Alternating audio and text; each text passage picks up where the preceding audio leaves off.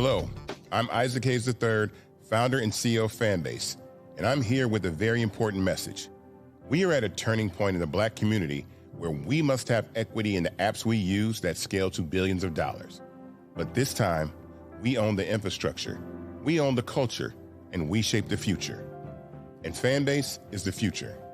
Fanbase combines the free functionality of Instagram, TikTok, and YouTube into an all-in-one platform built for the evolution of social media and monetization. With over 1.4 million users, that's real proof that we are shifting the conversation of tech ownership and equity for creators. So right now, I want you to go to startengine.com/fanbase and invest today. The minimum to invest is $399. That gets you 60 shares of stock in Fanbase at $665 a share. This marks a turning point in Black ownership of social media. If we don't take this opportunity to own social media right now, we will always be customers to our own creations. And that can't go on. So once again, go to startengine.com/fanbase and invest today. We must own the platforms where our voices live, our stories matter, and where our culture drives the world. Thank you. Folks, Black Star Network is here. I'm real revolutionary right now. Support this man, Black Media. He makes sure that our stories are told. Thank you for being the voice of Black America, Roland. Stay Black. I love y'all. All momentum we have now, we have to keep this going. The video looks phenomenal. See, this difference between Black Star Network and Black-owned media and something like CNN. You can't be Black-owned media and be scared. It's time to be smart. Bring your eyeballs home. You dig?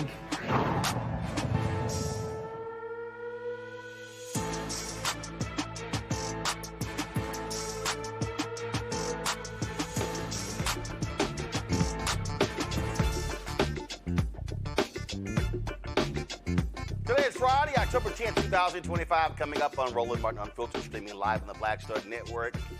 Oh, the little small, whiny imp. That's Donald the Con Trump. Y'all, he's in his feelings because he takes another L. So sad, he wasn't awarded the 2025 Nobel Peace Prize. And his maggots are crying foul, upset, angry. Must be rough getting beat out by an Hispanic woman. Ooh, y'all know I got lots to say. In Los Angeles, new football team, new sports teams, Olympic dreams are turning into nightmares for a historic Black community of Inglewood. A new federal investigation is exposing shady deals between the city's latest arena. We'll talk to the reporters with the Capital B News that wrote this story. Day 10 of the government shutdown. For the first time, federal workers are missing an entire paycheck. House Democratic leader Hakeem Jeffries lays out how Democrats plan to end the stalemate. And also, Mike Johnson gets blasted by the wife of a member of the military. The future of public media for Black viewers is on the line. WHUT-TV, the only Black-owned public station licensed to an HBCU, facing serious challenges because Donald Trump slashed buildings from public broadcasting. We'll talk to the general manager of the station. Plus, federal National Guard troops are now patrolling the streets of Memphis. We'll talk to a councilwoman about that issue. Plus, some protesters showed up again at the book event for Vice President Kamala Harris here in Washington, D.C. Let's just say she bought sick and tired of being sick and tired of these loud-ass hecklers. It's time to bring the funk on Roland Martin Unfiltered on the Black Star Network. Let's go. He's got it. Whatever the biz, he's on it. Whatever it is, he's got the scoop with that to find. And when it breaks, he's right on time and it's rolling. Best believe he's knowing. Putting it down from sports to news to politics. With entertainment just for kicks, he's rolling. It's on go, y'all. It's Roland Martin, yeah.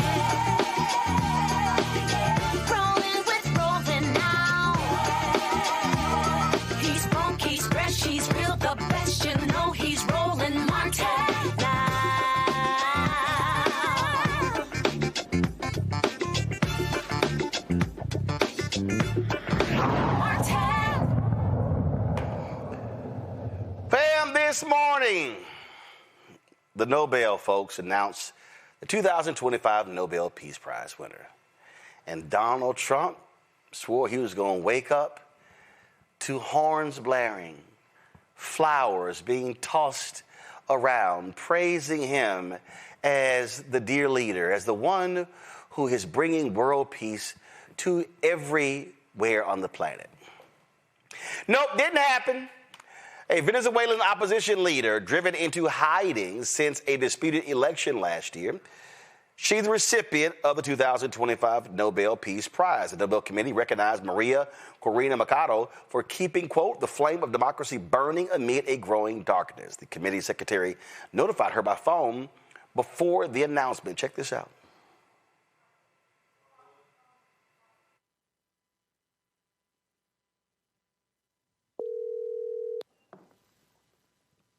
Hello? Hello. Yes? Yes. Hello? Am I talking to Maria Corina Machado? Yes, this is Maria Corina. Yes, Maria Corina.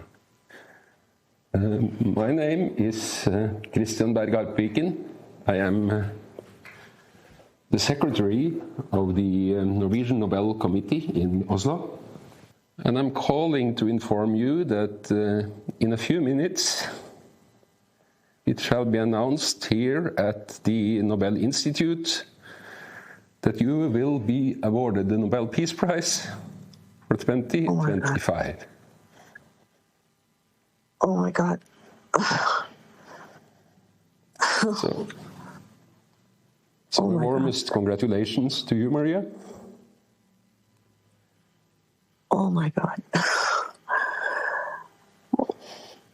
Oh my God. Well, I have no words. I thank you so much, but I hope you understand this is a movement. This is a achievement of a whole society. I am just one person. I certainly do not deserve this. Oh my God. I think both the movement and you deserve it. So I'm sure this comes as a surprise, and I'm sorry to have to wake you up in the middle of the night to convey this. We don't have much time. We actually are making the announcement just in a few minutes. But I want to quote just shortly from the text that will be announced shortly, where it is said that you are receiving the prize for, and here I quote directly from the announcement, for her tireless work promoting democratic rights for the people of Venezuela and for her struggle to achieve a just and peaceful transition from dictatorship to democracy. I'm honored, humbled. I am very grateful on behalf of the Venezuelan people. We're not there yet. We're working very hard to achieve it, but I'm sure that we will prevail, and this is certainly the biggest recognition to our people that certainly deserve it. So thank you very much. Thank you very much. I'm very happy to hear your... That's what it sounds like when you do the work and you're not out there campaigning to receive it. Now, yesterday in the Oval Office, Donald Trump was asked about it. Now, y'all know for months he's been campaigning. In fact, he took credit for India and Pakistan coming to a truce and even put pressure on he got mad at the Indian Prime Minister because the Indian Prime Minister said, you didn't negotiate this, we did. And he wanted the Indian Prime Minister to nominate him for the Nobel Peace Prize. I mean, this narcissistic, lame ass is just whining and complaining. So this was him yesterday in the Oval Office, decorated, looking like a pathetic, all that trash in the Oval Office looks ridiculous. But listen to this fool, y'all. A Peace Prize for way less than you did, and you President Obama got the Nobel Peace Prize he got a way prize less. for doing nothing. Exactly. Obama got a prize. He didn't even know what he got. He got elected, and they gave it to Obama for doing absolutely nothing but destroying our country. No, he was not a good president. The worst president was Sleepy Joe Biden. But Obama was not a good president. Are you going to do something with the They gave him a prize. How many months after he won the election, then they gave him the Peace Prize, right? It was right before he was elected. My election was a much more important election. Oh, y'all, he really upset. Now, mind you, they voted weeks ago. But see, he thought with this announcement with the truce in Gaza between Hamas and Israel, that was going to do it. They'd already voted. Here's the other thing. They vote for the work you did last year. You weren't in the Oval Office last year. After they made the announcement, the Nobel Committee's chair was asked about the twice impeached, criminally convicted felon-in-chief and his odious campaign to win the Nobel Peace Prize. Congratulations to Maria Corina Machado and the committee on the decision. But during the past months, U.S. President Donald Trump has repeatedly said he deserves the Nobel Peace Prize and he'd like to have it. He even said that it would be an insult to the United States if he doesn't get it. What does as a chairman of the Nobel Peace Prize Committee, think of this, and how has this campaign-like activity by the president and his supporters, domestically and internationally, affected the deliberations and the thinking in the committee? In the long history of the Nobel Peace Prize, I think this committee have seen any type of campaign, media attention. We receive thousands and thousands of letters every year of people wanting to say what for them leads to peace. This committee sits in a room filled with the portraits of all laureates, and that room is filled with both courage and integrity. So we base only our decision on the work and the will of Alfred Nobel. Hello, Bibiana Piena from the Norwegian News Agency. As you state in your explanation, more and more countries are moving in a more autocratic direction. Would you say that the committee, by this prize, is sending a warning to the world? Living in a world where we have less and less democracies and more authoritarian regime means that the world is also getting more unsafe. And we believe that peace, democracy is a precondition for peace. And so, yes, that is the message to the world. We need to support the democratic forces also on behalf of peace. Thank you. Boys, he sort of laid it out there, and, you see where we're going, being very much dealing with a dictator who's in the Oval Office, but he desperately wants to get some credit. Now, let's just be clear. Obama got the Nobel Peace Prize in 2009. He didn't earn it, and so he got it because they were hoping that he would bring bring peace. But that wasn't the case. We look at the drone attacks and things along those lines. So he didn't actually deserve it. But let me tell y'all something. These MAGA people have been losing their mind. Look at this congressman. He goes on CNBC where he says, damn it, we're going to vote and just give it to Donald anyway.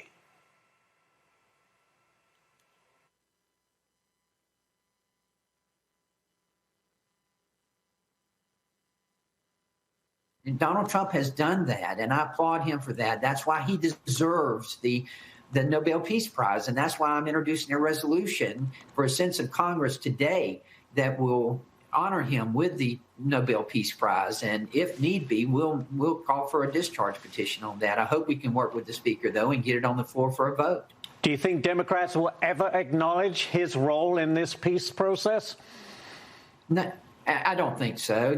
Let's face it. Right now, what we're witnessing with Chuck Schumer is just trying to be more anti-Trump than AOC because he's afraid he's going to get primaried by her. They have such a Trump derangement syndrome over there that I doubt anything that is going to help President Trump or honor President Trump is going to be supported by the Democrats. No, I would say the derangement is with you maggots and how y'all do whatever you can to kiss this man's ass. Here is Congressman Steve Scalise sounding even more stupid. And it's why you have people, even on the left, saying that he deserves the Nobel Peace Prize. I mean, if Nobel wants to restore what used to be a once dignified prize, they can restore their credibility by awarding President Trump the Nobel Peace Prize. He's earned it. He's done more than any leader in the world in years to bring peace throughout the world, especially in the Middle East.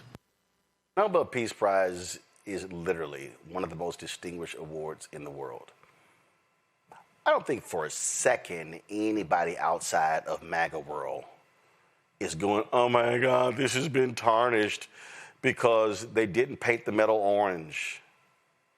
Now, this is what happens when you choose not to run for re-election as a Republican.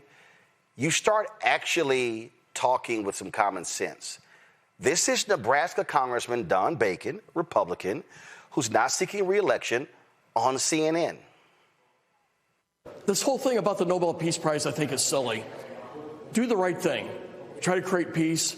Lobbying for an award, to me, it looks unseemly. And he would just be better off delivering results and let the chips fall where they fall for the Nobel Peace Prize. But we also got to be clear, the Nobel Peace Prize is for, this last one, for what happened in 2024. He wasn't even president yet. And so I think we just should be honest. The Nobel Committee, they were looking for behavior and actions and achievements from 2024. It's kind of basic. Time Magazine, this is what they put out. I think it's appropriate, what they actually said. Oh my God, Trump loses Nobel Peace Prize for a shameful campaign. Yeah, he was campaigning for y'all. Like, dude, this is not the Oscars. This ain't the Golden Globes. This is, I deserve it. I deserve it. No, I deserve it. I've done a lot. I deserve it. Give it to me. You gave it to the black guy. The black guy got it. Why can't you give it to me? That's literally what this idiot sounded like, y'all. My panel, Matt Manning, civil rights attorney out of Corpus Christi, Candace Kelly, legal analyst, host of Not All Hood out of South Orange, New Jersey, Michael Imhotep, host of the African History Network show out of Detroit.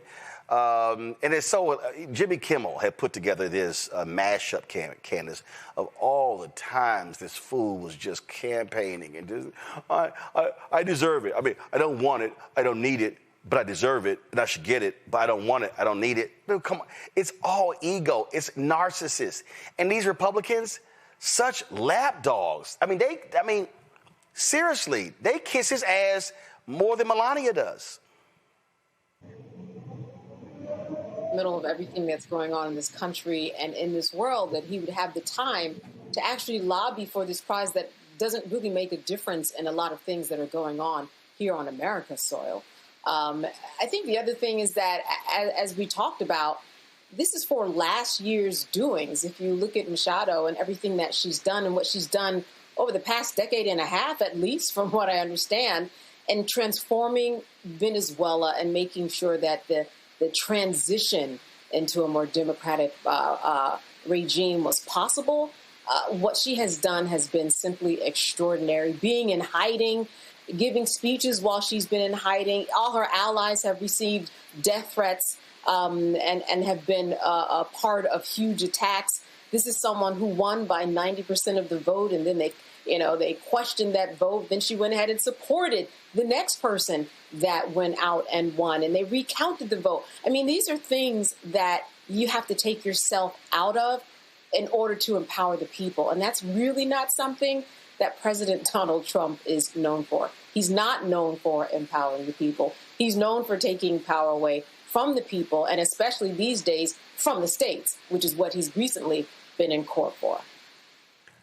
Talk about being a petty little individual, Matt, and just, I deserve it, I deserve it. And he was, and again, he hates Obama, he hates Biden.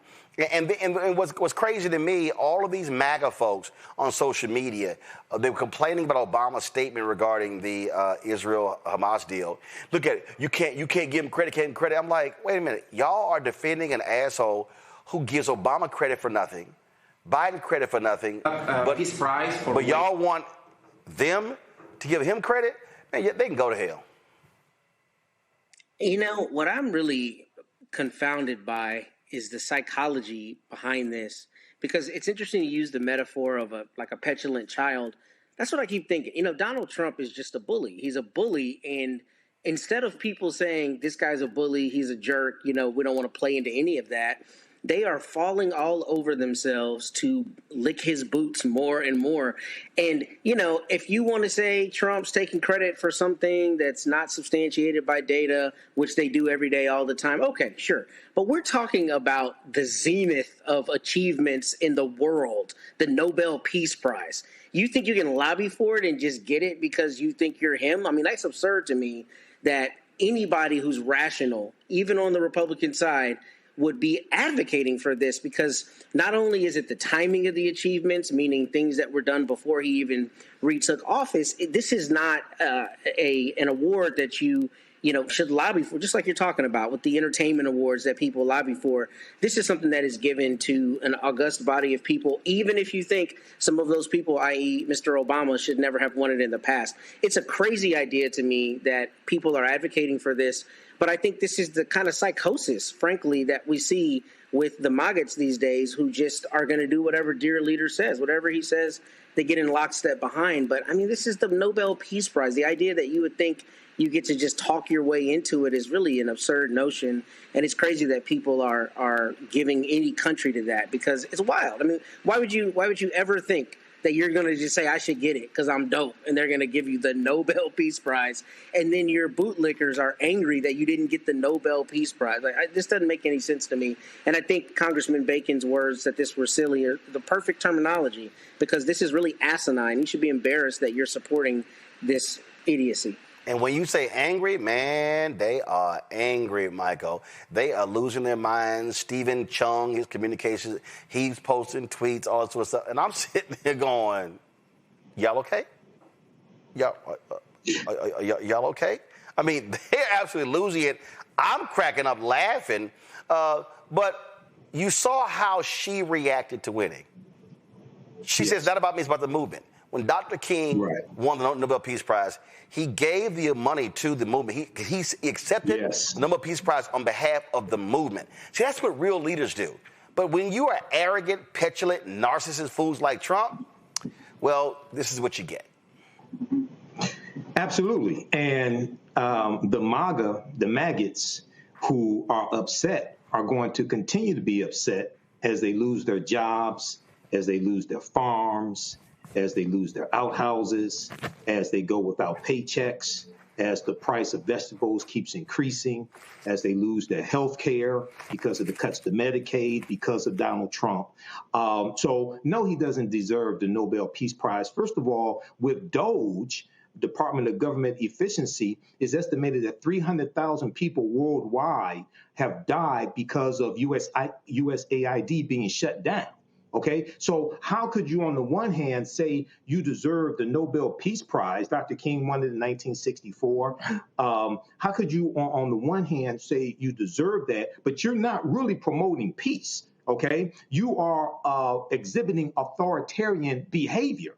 That's the antithesis. That's the opposite of what the Nobel Peace Prize is for. So you can't claim you deserve the Nobel Peace Prize, but you incited a January 6th insurrection.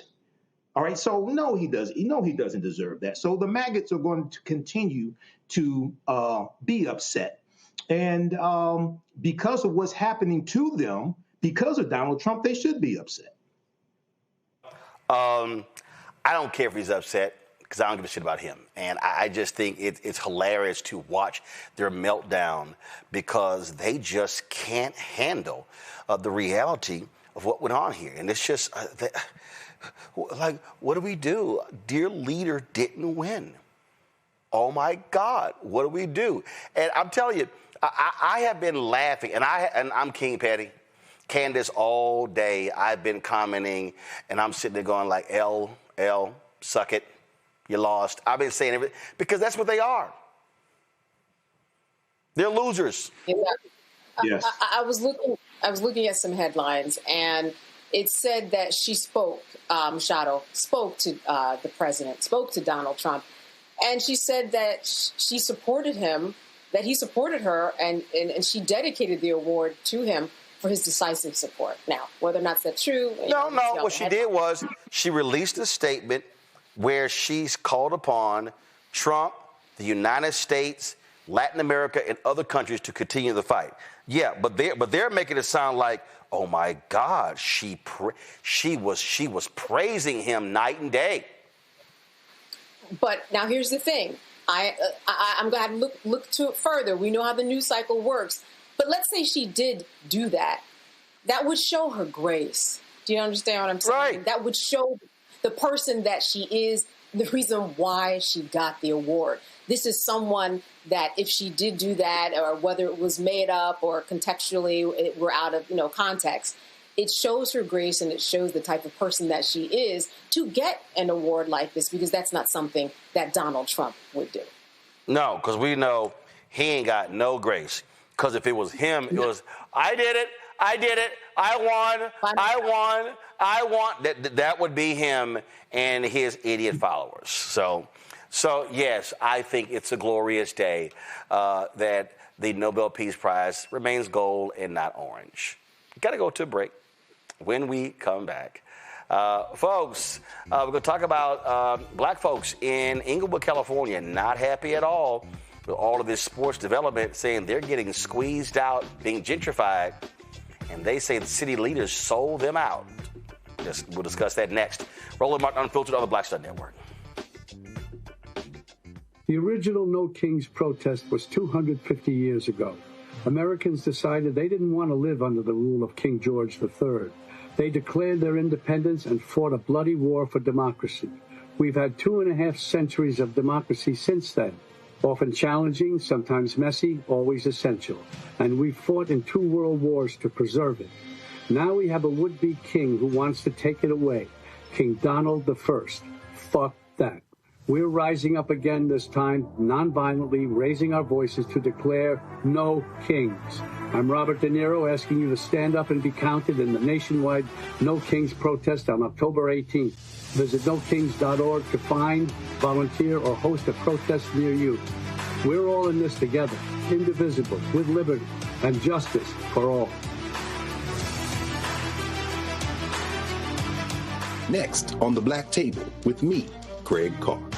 A reminder that there is always more to a story than meets the eye. From book bannings, growing censorship in our classrooms, and the loss of basic human rights, the actual motivations behind those actions and others paint an even more troubling picture than most of us realize. What we need to do is bring this issue front and center to the table, because the alternative is that we'll just go down slow.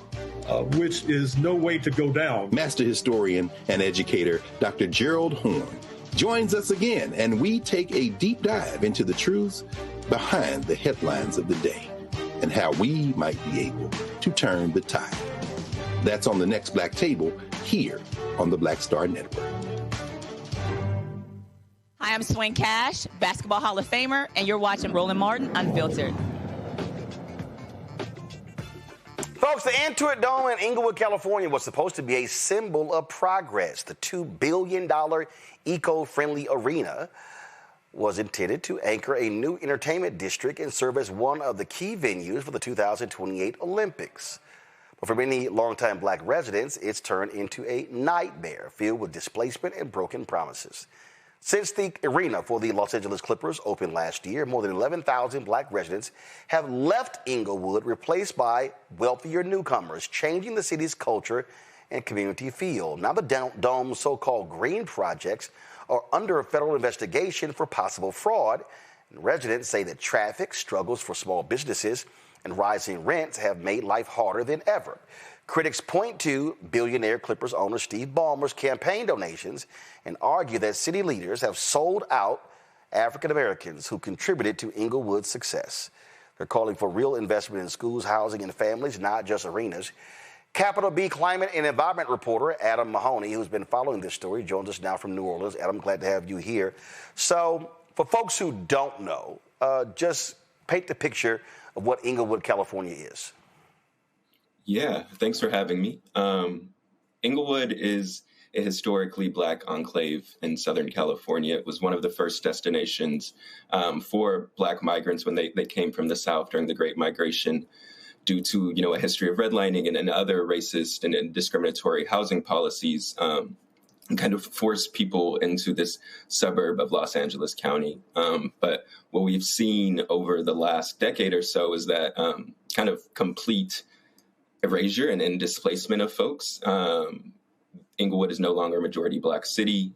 Since the entertainment district was proposed in 2016, and we've seen SoFi Stadium built, the most expensive football stadium in the world, built for the Rams and the Chargers. And then the Intuit Dome, the most expensive basketball arena in the world, built for the Clippers and the LA Olympics in 2028. We've seen over 11,000 Black folks forced out of the city, while residents of every other race have increased. Now, when you say forced out, what do you mean by that? How are they forced out? Yeah, I mean, so it's a lot of those anchors of displacement and gentrification that we see. So in the immediate aftermath of these stadiums being proposed, rents doubled in some places in the immediate neighborhood around the arena. And since then, in that community, the median income has risen from about 50,000 to 71,000, which on paper you'd be like, that means people are getting more economic opportunities. But really, it has just reflected the reality that the folks that called this place home are no longer there anymore. And then at the same time, we've seen schools closed as, Black children and Black families have been pushed out. And a lot of the new residents there are not actually calling for public schools to be, rebuilt or to be funded. Rather, they're sending their children to, charter and private schools outside of the city. So a lot of those resources that you would depend on to make a place whole are just non-existent now. All right. And so people can understand what we're talking about here. At the end of the day, massive facilities come in, billions being spent, entertainment complex. So all of a sudden, white folks who long ignored Inglewood were like, oh, we can roll up in there now. And that now then all the amenities. So what then happens is when they come in, they start buying, start building, all of a sudden, property values go up because houses are now valued more. This is classic gentrification that we've seen in cities all across America. And for people who don't know, the leadership of Inglewood is Black. I don't understand. And again, and people also know Inglewood because that's where the Forum was, the Great Western Forum, where the Lakers played for a very long time. So that was really the only sports. But the people came to the game and they left. This is different with what they're doing here. With this stadium, entertainment district, they're basically trying to create, because the Clippers used to play in where the Lakers play, I don't know what the new, I think it's still called Crypto Arena. I don't know what else it's called. So yeah, they wanted their own arena. So now they're trying to create, in essence, a second entertainment district that's out there. And so now all of a sudden you're going to go out there and now you're going to see gleaming new buildings and streets and restaurants and cafes and all these things. And the people who live there cannot afford to live there. Yeah, that is exactly it. And at the same time that these arenas have been built up, there's also been luxury townhomes and apartments built up directly around the facilities, which are not built in mind for the people who have called Inglewood home for so long. And I think, residents that I talked with also, felt some type of way about the fact that, Inglewood, especially the eastern part of the city going towards South Central, was really devastated during the LA riots in 1992. And there are still empty storefronts and empty lots from all the way back then, right? Thinking about over 30 years ago. But now they're finally seeing investment in their city, but it's not for them. What are city leaders saying? Because I remember when this was, when this first started, oh man, the mayor was excited. He was happy. Oh man, what it's going to mean? And they were making all these promises. What are they saying now? Yeah, the city officials, specifically Inglewood Mayor James Butts, he is kind of saying the exact same thing that he has been saying for the last decade, pointing to, increased tax revenue, increased investment and attention from out-of-state investors or even foreign investors when we think about the significance of the Olympics. In the mind of leadership, there has been a spotlight on the city. And with that spotlight has come, quote unquote, economic investment. But we as we've seen time and time again, when we think about these big projects, that investment does not trickle down into the communities that have called this city home for so long. So that's really been it. It's just on paper, there is more money flowing through Inglewood. It's about who's catching that money, though. How are residents organizing and mobilizing there to change what's going on? Yeah, I mean, there's been a lot of coalitions that have been born out of this moment. There's an organization called No Olympics LA that has been, it's a coalition of different community groups made up of like tenant unions, social justice organizers who are kind of connecting all of the dots here, right? Thinking about the environmental impact of having the Olympics there, having these sporting events there, and the increased air pollution from all of the traffic that has flown through the city, or thinking about rising rents and making sure that people can stay in their homes. These organizations are at the really local neighborhood level, trying to get folks involved and advocating for themselves, but also making sure, to put their best foot forward when we think about electoral politics, and making all of these different intersections to make sure that the Black and brown folks that have called this place home for so long can stay there. Questions from my panel. Michael, you first. All right, Adam. Kind of along the lines of what Roland was saying, I live here in Detroit. We've seen stadiums built here. We've seen gentrification in Detroit. I wanted more information possibly about how elected officials are addressing the complaints from the African-American community. Number one, like rental assistance, different things like this. Because anytime stadiums come like this, right, you know gentrification is coming, all right? So how are they trying to help African Americans who helped put them in office? Yeah, I mean, that's a great question. And like I said, at kind of the forefront, the elected officials are still staying true to what they have been saying over the last decade, but there has been policies put forth. Most namely, there was a rent control and rent regulation policy that was passed during COVID.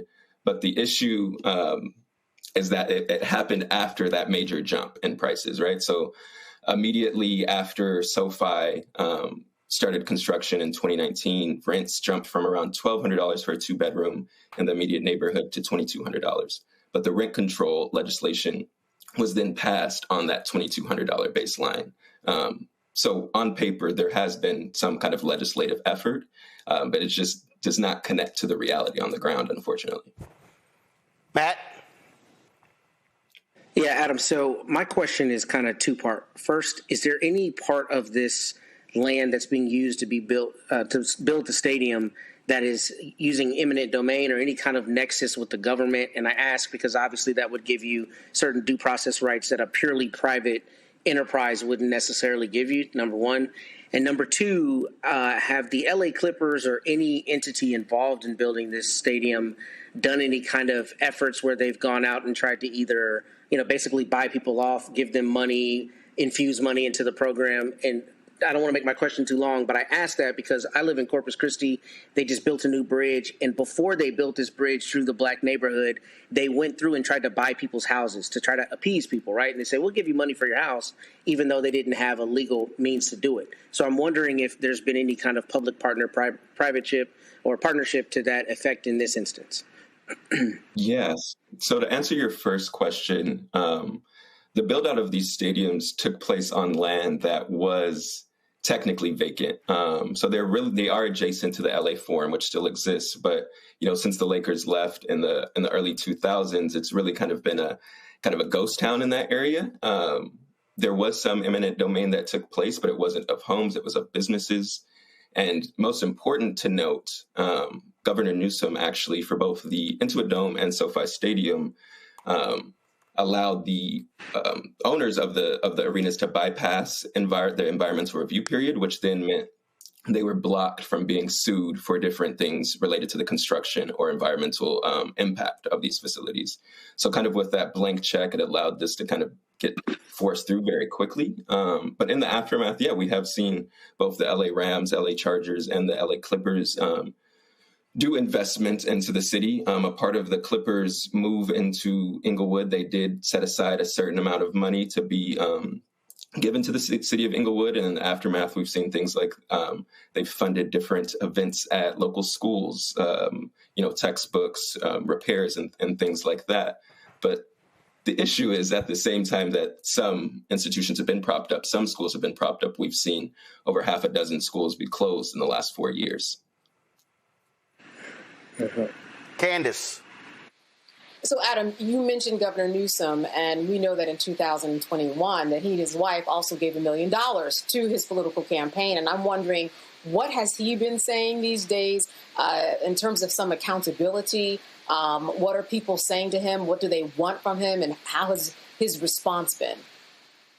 Yeah, I mean, as we reported out this article, we did reach out to Governor Newsom's media team. We got a response back initially, and then they didn't actually address any of the questions. I think at the local level, really all of the focus, for better or for worse, has been with the city officials, and then in addition, the owners of these facilities. And I think Governor Newsom and maybe the state level actions that allowed this project to happen have kind of been ignored or gone under the radar because of that.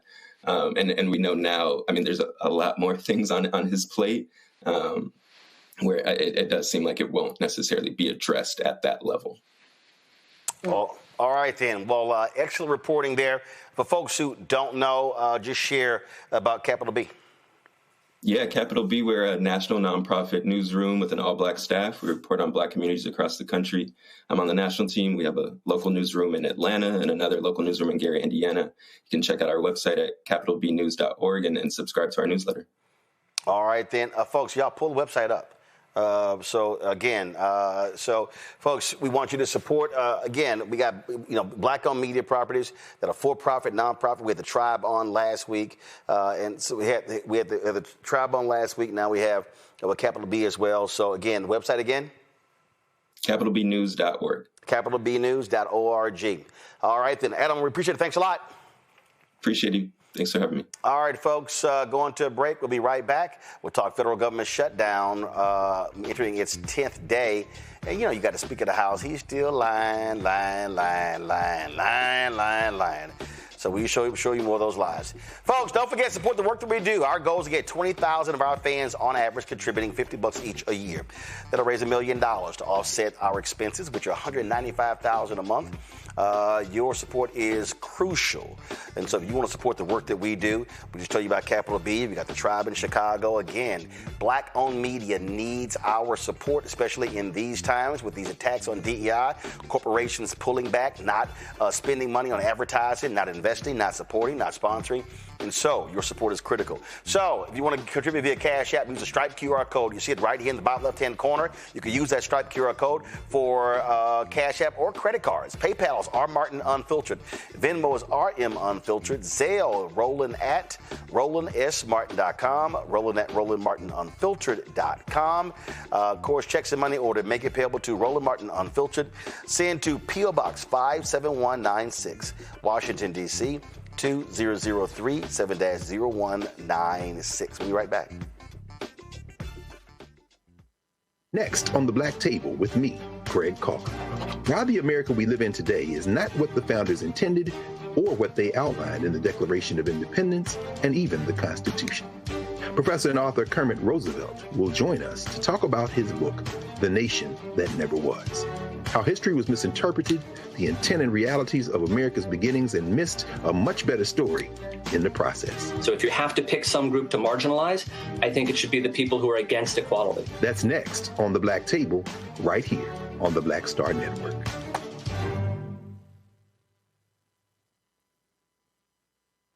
This week on The Other Side of Change, we are talking about the government shutdown and how it's impacting our everyday lives, including our pocketbooks. These motherfuckers are crazy as hell. They are willing to shut down the entire government, to force people to pay more in their health care, to subsidize tax breaks for the wealthiest people. You're watching The Other Side of Change only on the Black Star Network.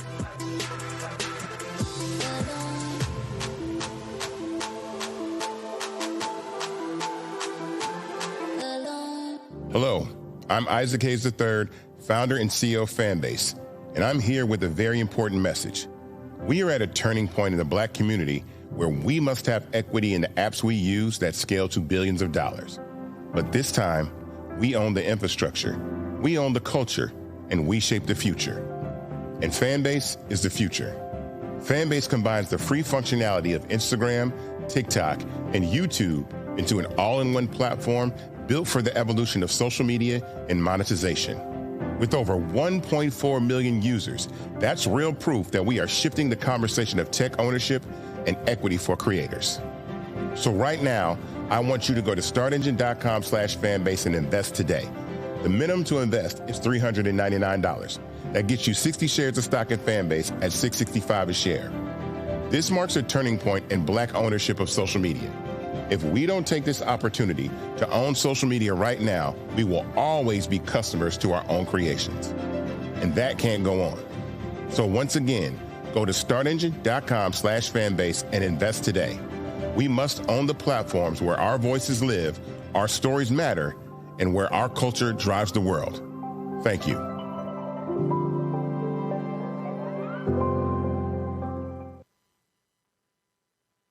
If in this country right now, you have people get up in the morning and the only thing they can think about is how many people they can hurt, and they got the power, that's the time for mourning. For better or worse, what makes America special, it's that legal system that's supposed to protect minorities from the tyranny of the majority. We are at a point of a moral emergency. We must raise a voice of outrage. We must raise a voice of compassion. And we must raise a voice of unity. We are not in a crisis of party versus party. We are in a crisis of civilization, a human rights crisis, and a crisis of democracy itself. And guess what? You've been chosen to make sure that those that would destroy, those that would hate, don't have the final say, and they don't ultimately win. Michael McMillan, President and CEO of the Urban League of Metropolitan St. Louis, and you are watching Roland Martin Unfiltered. Folks, day 10 of the government shutdown is the first day the federal workers will miss their whole paycheck since the shutdown began October 1st. Office of Management and Budget Director Russ Vaught announced that the Trump administration has begun laying off government employees. Posting on social media, the rifts have begun, referring to reductions in force or layoffs. With the Senate now adjourned until next week and no deal in sight, it's increasingly likely that members of the military are going to miss their next paycheck, scheduled for October 15th. House Minority Leader Hakeem Jeffries called out the vacationing Republicans for not wanting to reopen the government. The government has been shut down for 10 days. Our men and women in uniform and hardworking federal employees are working without pay. Donald Trump can find the time to play golf, but he can't be bothered negotiating a bipartisan agreement to reopen the government and address the health care crisis that they've created, and House Republicans remain on vacation for 3 weeks. The American people are sick and tired of the chaos, crisis, and confusion that has been visited upon the country by Donald Trump and Republican complete control of Congress. As Democrats, our position remains very clear.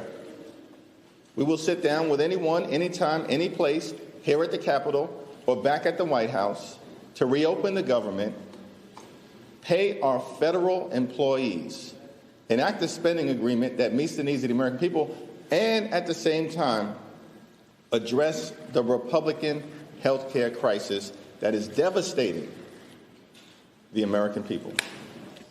Donald Trump's strategy during this government shutdown that he has created has been to play golf and issue deepfake videos. Mike Johnson's strategy is to keep House Republicans on vacation. John Thune's strategy is to continue to do the same partisan thing over and over and over again and expect different results. That's legislative insanity.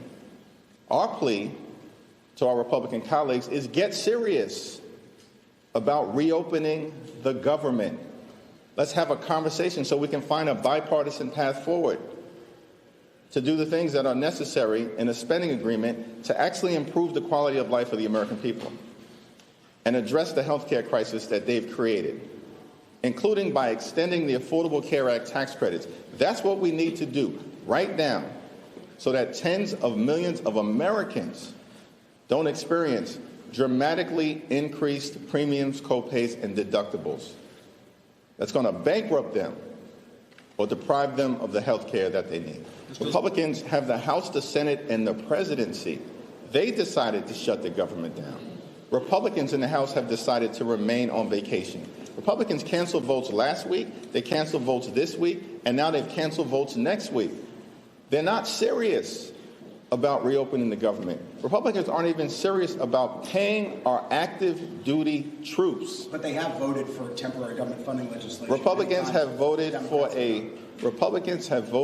a partisan spending bill that continues to gut the health care of the American people and threatens to raise the cost of living on tens of millions of Americans in an environment where Republicans promised to lower the cost of living on day one. Costs haven't gone down, they've gone up. Inflation has gone up. The Trump tariffs are making life more expensive by thousands of dollars a year for everyday Americans. They visited chaos and crisis and confusion on the American people from day one of the Trump presidency. And now they've decided that they'd rather shut the government down than fix our broken health care system. Now, check this out, y'all. Y'all got those bites ready? So check this out. Speaker Mike Johnson went on the C-SPAN show, and he got lit into it by a Republican over health care and a military spouse. Let's play the first one. On the Republican line, Fort Belvoir, Virginia. Samantha, you're on with Speaker Johnson. Hi, Mr. Johnson. So my question or comments are related to what you said yesterday about not being open to pass any legislation to ensure that military gets paid. I'm sure you can tell by my voice I'm very shaky. Just want you to hear a little bit about my family. I have two medically fragile children. I have a husband who actively serves this country. He suffers from PTSD from his 2 tours in Afghanistan. If we see a lapse in pay come the 15th, my children do not get the medication that's needed for them to live their life because we live paycheck to paycheck. I heard you earlier say that you side with President Trump on anything that he says. Well, I just read an article this morning that said he absolutely wholeheartedly believes that there needs to be legislation put in so that we do not miss a paycheck. You have the power to do that. And as a Republican, I'm very disappointed in my party, and I'm very disappointed in you because you do have the power to call the House back. You did that, or you refused to do that just for a show. I am begging you to pass this legislation. My kids could die. We don't have the credit because of the medical bills that I have to pay regularly. You could stop this, and you could be the one that could say military is getting paid. And I think that it is awful, and the audacity of someone who makes 6 figures a year to do this to military families is insane. Republican line, Fort Belvoir, Virginia. Samantha, you're on with Speaker Johnson. Hi, Mr. Johnson. I'll turn it back over to the leader. We take some questions, but we've heard, and many of you have reported already, this Hate America rally that they have coming up for October 18th. The Antifa crowd. All right, wrong clip. I'm going to set that up a little bit later. So there were a couple of clips there. Republicans were calling the C-SPAN complaining about what Johnson could do. And, of course, he said looking like a bump on the log. That's what he does. That's how he operates, Matt. And he keeps wanting to say, well, you can't call Democrats. He's afraid to seat the woman from Arizona because she's going to be the 218th vote of Epstein. The reason he's keeping them out, this is all about Jeffrey Epstein. They do not want those Jeffrey Epstein files released. Yeah, I mean, that's true. And I don't know if that's all that it's about, but I do know that when I watch this kind of stuff, it just incenses me more than I can even imagine I can explain, because Congress continues to get paid during the shutdown. You know what I did last week? I called one of my best friends from college, one of my brothers who lives in D.C., and I don't know how he's going to make his mortgage. He doesn't know when he's going to be getting paid. Like, these are real people's lives. I have clients whose cases have been placed on perpetual stays because the prosecutor doesn't know if she's going to be able to check her email while the government is shut down. So all this political posturing, all of this BS, like, I mean, I get it. And I think the Democrats are doing the right thing in not, kowtowing to the Republicans. But all of the political pageantry is garbage. Like, at the end of the day, the people that call in, that's what's angering me about this, that we as citizens are allowing 500 people in D.C. to hold us hostage. And they're pointing fingers at the other person. But at the end of the day, families can't get their medication. And my buddy doesn't know how he's going to pay his mortgage. Like that, we should, as a society, people of all walks, should be infuriated that these bozos can't figure out how to keep the government open. But I guarantee you, everybody who's got an extension for their taxes here in October is going to be expected to pay those taxes in October, right? I mean, what are we doing? Like, are we serious about this? 10 days and the government's not open? And all we hear is political pageantry about how it's the other side's fault. Like, at a baseline, do your jobs. And you shouldn't be able to get paid while other people aren't getting paid in this meantime. Why should we be the pawns in this political process? So, no, Congress going to always get paid now. Exactly, because it's constitutionally protected. But your average American isn't. Like this lady's calling in about her kids' medication, talking about the military should get paid. And I get it. There are a lot of nuances about who will get paid and who won't in certain departments and all of that. But by and large, we as American citizens should be infuriated because we send these bozos to D.C. to do a basic job like keep the government open, which should only exist to provide services and to make sure we have harmony in this country, right? We've got some kind of infrastructure where we're not purely anarchical, but they can't even keep the government open. So, all of it is political posturing, and it just pisses me off that we have to be the ones who are caught in the lurch here because these idiots in D.C. can't figure out how to get people paid. I mean, it's absurd. Well, it really is. And here's what people don't even realize, Candace. This is only a 7-week continuing resolution. Just 7 weeks. We're going to be back at this in 7 weeks. Yeah, we could be back at the start of this. I think one of the things that's interesting, we were talking about how constitutionally they're going to get paid, even if they don't do their job, which they're not doing their job. I mean, their job is to work for us and to have a meeting of the minds and come up with solutions. What's also not constitutional is even not paying some of the people that are that have been furloughed, that are going to be losing their jobs because, according to the law, HR is not working in all of this process because there's not money to pay HR. And legally, they are not allowed to not pay people. They are not allowed to take people off of furlough because HR is shut down. So how is this even happening? This is, we talk about the Constitution. Little by little, we are breaking down the Constitution to where it almost doesn't matter. It's hard to go to the courts because the courts are filled and stacked with people that President Trump has put into place, and we don't know how fearful people are of their positions, and they don't want to take chances. So all we're doing is dealing with people who are getting paid and actually not doing their job, and this is why we are at a standstill. And like Matt said, we deserve more. It is very disconcerting to think about that we talk about votes and we talk about redlining and everything from the civil rights movement all the way up to now, and our votes are just not working because the people who we put into office, they're not doing their job. That's incredible. If we weren't doing our jobs, we would be let go. But this is something where the Democrats have to rise and battle and roar the same way that the Republicans do. And the reality is MAGA don't give a damn, Michael. They don't care. They got no problem, these folks. Look, they want to fire hundreds of thousands of government workers. They don't care. Well, they can say that now, but as their friends and family lose their paychecks, keep in mind, 85% of government employees live outside of the Washington, D.C. area.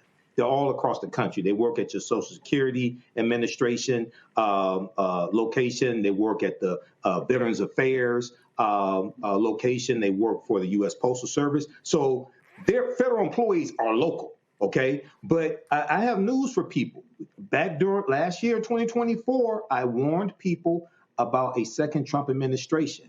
And I told you a number of times there were 3 government shutdowns in the first 2 years of the first Trump administration, and Republicans control the White House, the House of Representatives, and the U.S. Senate. The last government shutdown from December 2018 to January 2019 lasted 35 days. We're less than a third through this one. I mean, compared to that one. It can get much worse, but this is what you're dealing with. And the ombudsman, Russell Vought, is the architect of Project 2025 that Donald Trump said he knew nothing about, but Russell Vought was your ombudsman in the first Trump administration. No, this is what they wanted. This is what they've been planning. They're going to be a lot of permanent reductions in federal government. Okay, the 2.3 million, now it's less than 2.3 million. There are going to be a lot of permanent reductions. So, and a lot of MAGA is going to feel a lot of pain. This is going to hurt them. And some of them are going to have to be hurt economically for them to really wake up. Well, we'll see if they actually do wake up. All right, folks, I'll go to break. We come back. Billions have been cut from public broadcasting. That's affecting WHUT at Howard University. We'll talk to the general manager next about what they are going to do to deal with this funding crisis. You're watching Roland Martin Unfiltered right here on the Black Star Network. The original No Kings protest was 250 years ago. Americans decided they didn't want to live under the rule of King George III. They declared their independence and fought a bloody war for democracy. We've had 2.5 centuries of democracy since then, often challenging, sometimes messy, always essential. And we've fought in 2 world wars to preserve it. Now we have a would-be king who wants to take it away, King Donald I. Fuck that. We're rising up again this time, non-violently, raising our voices to declare no kings. I'm Robert De Niro, asking you to stand up and be counted in the nationwide No Kings protest on October 18th. Visit nokings.org to find, volunteer, or host a protest near you. We're all in this together, indivisible, with liberty and justice for all. They said the quiet part out loud. Black votes are a threat, so they erased them. After the Supreme Court gutted the Voting Rights Act in 2013, Republican legislatures moved fast. New voter ID laws, polling place shutdowns, purges of black voters from the rolls. Trump's Justice Department didn't stop it, they joined in. In 2018, his DOJ backed Ohio's voter purge system, a scheme that disproportionately erased black voters. Their goal, erase black votes and political power. Yeah, that happened. These are the kinds of stories that we cover every day on Roland Martin Unfiltered. Subscribe on YouTube and download the Black Star Network app. Support fact-based independent journalism that centers African Americans and the issues that matter to our community.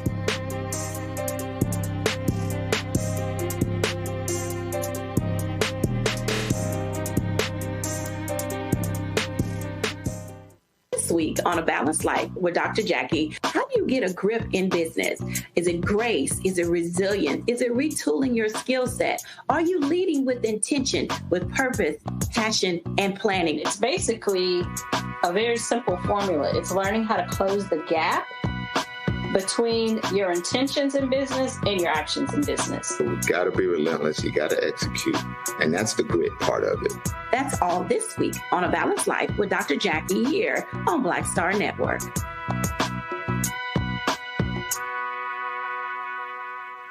What's up? It's the MCEO Talib Kweli. You are checking out Roland Martin Unfiltered. Hold on.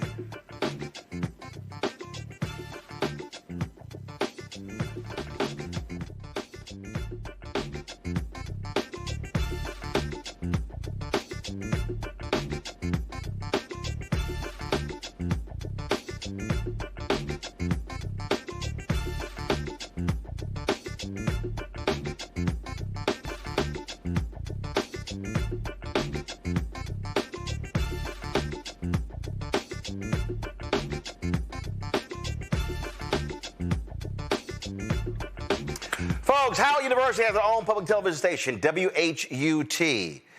Unfortunately, they have been impacted by these federal budget cuts. You know, Donald Trump and Republicans targeting public broadcasting, cutting billions from the Corporation of Public Broadcasting as well as NPR.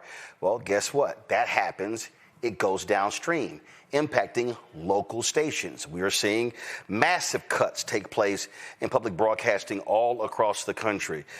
New Jersey, we're talking about small towns. A lot of these places depend, a lot of these rural places in America depend upon public broadcasting, radio and television, for their news and information. So you take what's happening at Howard University. Here they have, they're the only HBCU with this full license public broadcasting station. These cuts impacts their programming. So let's talk about it right now with Sean Platter, General Manager of WHUR 96.3 and WHUT TV. So first of all, Sean, take us, for people who don't understand this unique situation.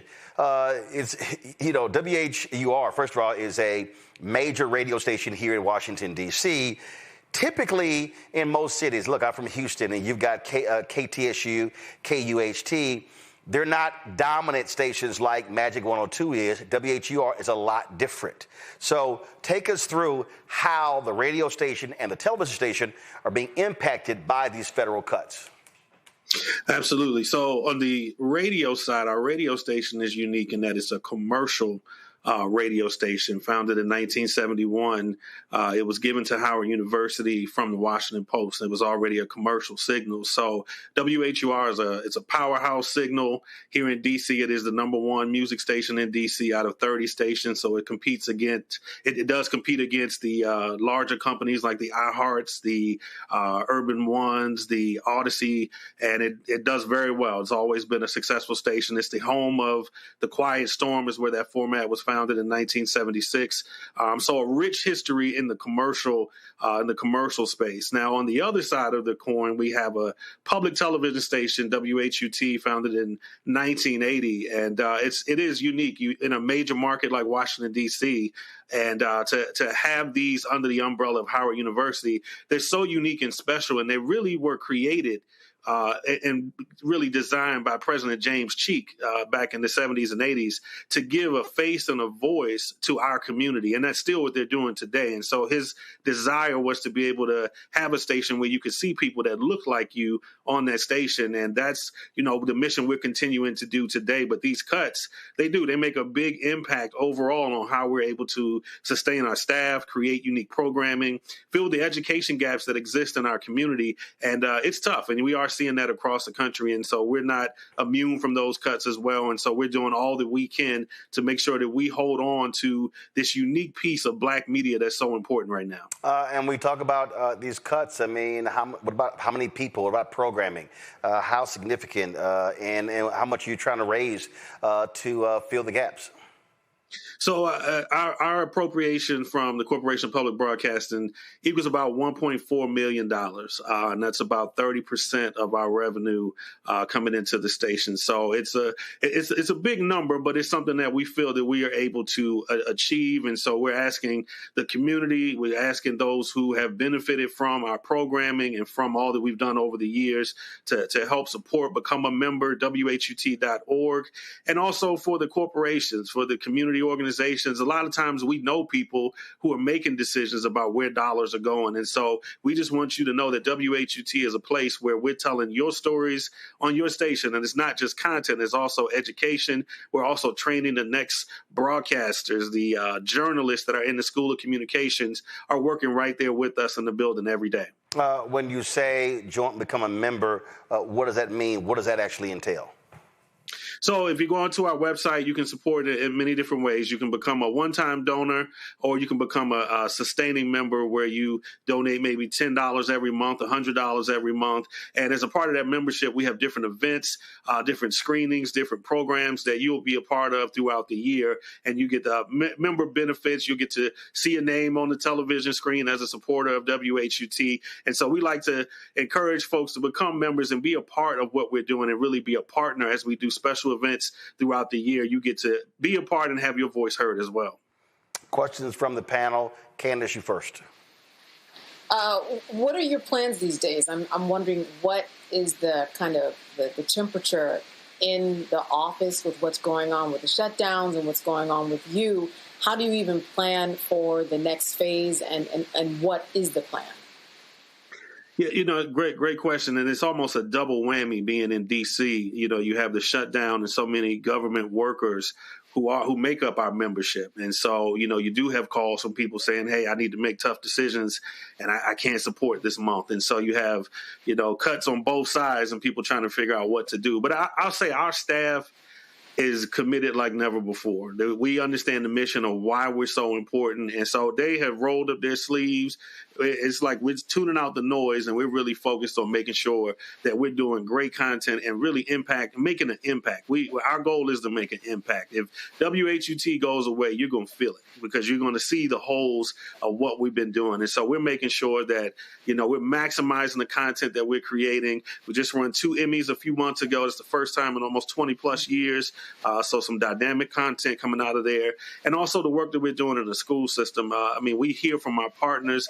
We hear from those PBS kids, young and old, who are supporting, and want to make sure that that content continues so that their kids can grow up and know those lessons that come with the PBS Kids content that we deliver every day. Matt? So maybe I missed you saying something to this effect, but I'm a Howard man, and I remember WHUR and all the friends of mine I had in School of C who went through, through there. So my question is, does the larger Howard campus, or I guess the Howard appropriation, does it have any kind of contingency plan for this? Because I know the money that's lost is from CPB, but obviously this is one of Howard's jewels. We have many, as you know. And I'd be interested in seeing if there's any contingency plan to cover this. How is the administration addressing that? Yeah, the administration has been awesome, and I want to give a special shout out to VP Lydia Sermons and our interim president, Dr. Wayne Frederick. They have done an outstanding job of supporting WHUT, and a lot of the funding that we get does come from the university and also from membership support. And this is another piece of funding that came from Corporation of Public Broadcasting. And again, the university's done an outstanding job helping with our facilities, making sure that they're up to date. And so I think it's just on us to not put a full burden on the university to be able to fund these things. I think these are dollars that we can go out and find. And again, these are successful entities in a major market. They should have the support of corporations and other organizations. So we're just making sure that we get out and let people know that we're here and we're doing great work and we need your support. Michael? Sean, can you talk about the WHUT passport and how it gives access to a on-demand library, and what are some of the type of offerings that you have in that on-demand library that people may across the country be interested in? Sure. So Passport is the PBS version of Netflix, if you will. It's an on-demand app that you're able to access on your digital platforms, on your TV. And so you can get any of your PBS content. If you like the national PBS content that's rolling out, you can get that. You can get local shows from WHUT. Right now, we just PBS produced a very special piece, Brother Roland on our fraternity brother, Thurgood Marshall. And it's an incredible piece that's on Passport right now, as well as many of the documentaries that we love to see done on many different topics. And again, PBS Kids content is there. So anything that we produce, we're in a place where we're beyond just watch tonight at 7. Content is people like to watch it whenever they want to watch it. So anything that we're producing, you can go on there and get access to, and you can see the content that's on the screen right now is a local show produced showing you Anacostia and DC and different parts of the city. And again, that national content, Henry Louis Gates, Finding Your Roots is on there. All of those shows that you know and love, and some that you need to discover. So if you're flicking around trying to see what to find, check out Passport on your TV or your smart device. All right, sounds great. Well, again, we want people to actually support. And by the way, when you mentioned Alpha, I heard the little groan. I saw a face. Well, you got a. First of all, you got one person on the panel. He went one of them little fraternities. and I got two individuals. No, but I got two individuals in the control room who members of other little fraternity as well. So, but anytime excellence on this show, 98% of the time it's going to be an alpha, so they can't handle that. So that's all. I was going to ask you about documentaries on Sigmas, though. If you had any documentaries on Sigma. Ain't none. You know, ain't none. It ain't y'all. If you have funding, we can do it. The only one y'all got is John Lewis. Man, John Lewis. That's the only one y'all got. That's y'all only one. That's your only one. What? Michael, y'all got so many. Y'all got so many. Michael, y'all got so many honoraries. Just stop. Just stop. Just stop. Come on. Just stop. Hold on. Just stop. So Sean, see, you see what happens. So you see, all you gotta do is hit them with the honoraries. They get real quiet. I'm not talking about the honoraries. So I see. you see how it happens. See how it happens. Give them the honoraries. I'm not talking about the honoraries. Right? Because he'll never mention. Sean, he'll never mention Bill Clinton, one of their honoraries. But anyway, let's go ahead. Yeah, he don't want none of that. He don't want none of that. There's no need to mention them.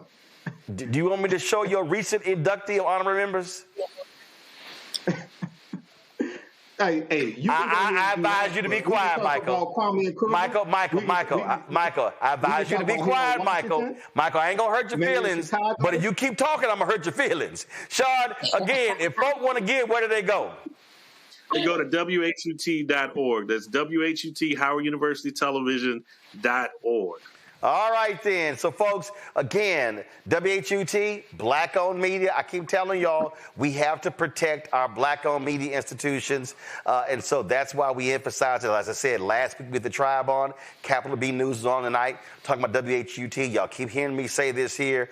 Again, we got to be able to support, because what happens is we do not want to be in a situation where they are no longer here. And so please support WHUT. Frat, thanks a lot. Appreciate it. Thank you, brother. Appreciate it. Appreciate the opportunity. All right. When we come back, I'm going to show y'all these new Sigma honorees. Man, I ain't wasting my time. That's a waste of airtime. Don't nobody care. All right. We back at what's wrong, Matt? Why you shaking your head, Matt? Because you were just so consistently petty. I don't understand it. Yeah, I know. I don't understand how somebody's petty as you are. Oh, I know. And trust me, I got something for you later on in the show, too.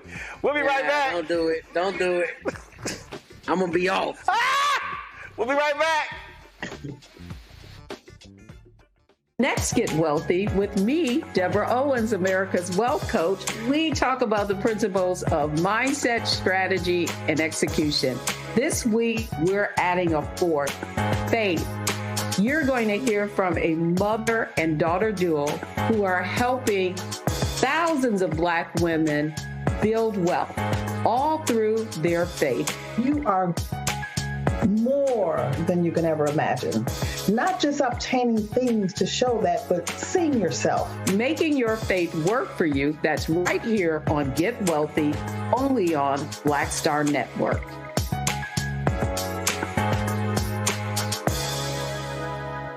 This week on The Other Side of Change, we are talking about the government shutdown and how it's impacting our everyday lives, including our pocketbooks. These motherfuckers are crazy as hell. They are willing to shut down the entire government, to force people to pay more in their health care, to subsidize tax breaks for the wealthiest people. Here you're watching The Other Side of Change, only on the Black Star Network.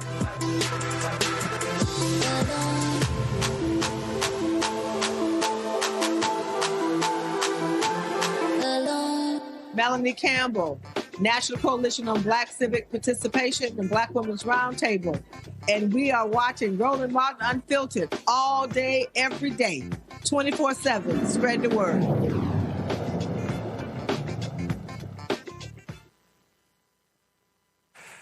Yeah, these little Sigmas still chirping ain't about, but, you know, that's one of the few under 55 I've ever met. So, you know, that's how it is. Anyway, speaking of folks who can't stop running their mouths, these Gaza protesters, last night, Vice President Kamala Harris was speaking at the Warner Theater, and here they are. She trying to sit here and be on stage, and they got to show their ass. Okay, so here we go. Watch this.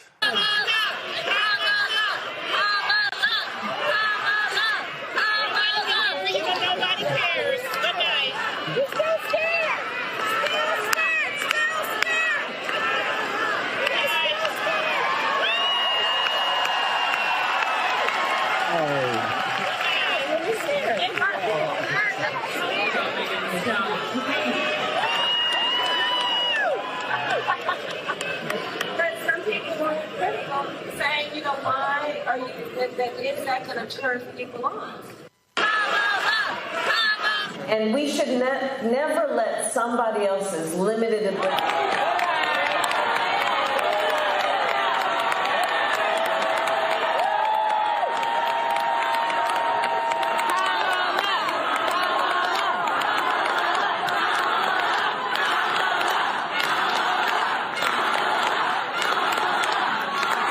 See who we are, limit who we think and know we are.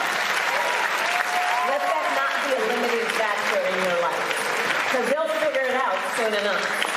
They'll figure it out who you are soon enough. And you know, I sometimes think about, you know what, I am not president of the United States.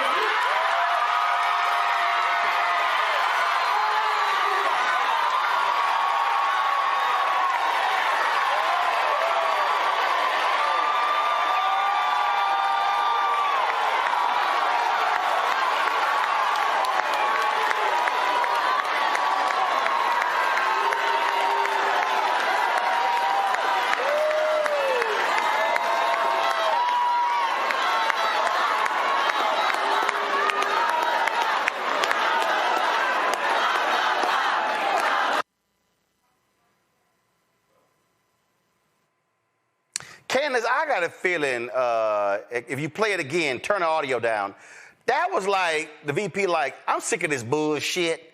Like if you read her body language, come on, play it again.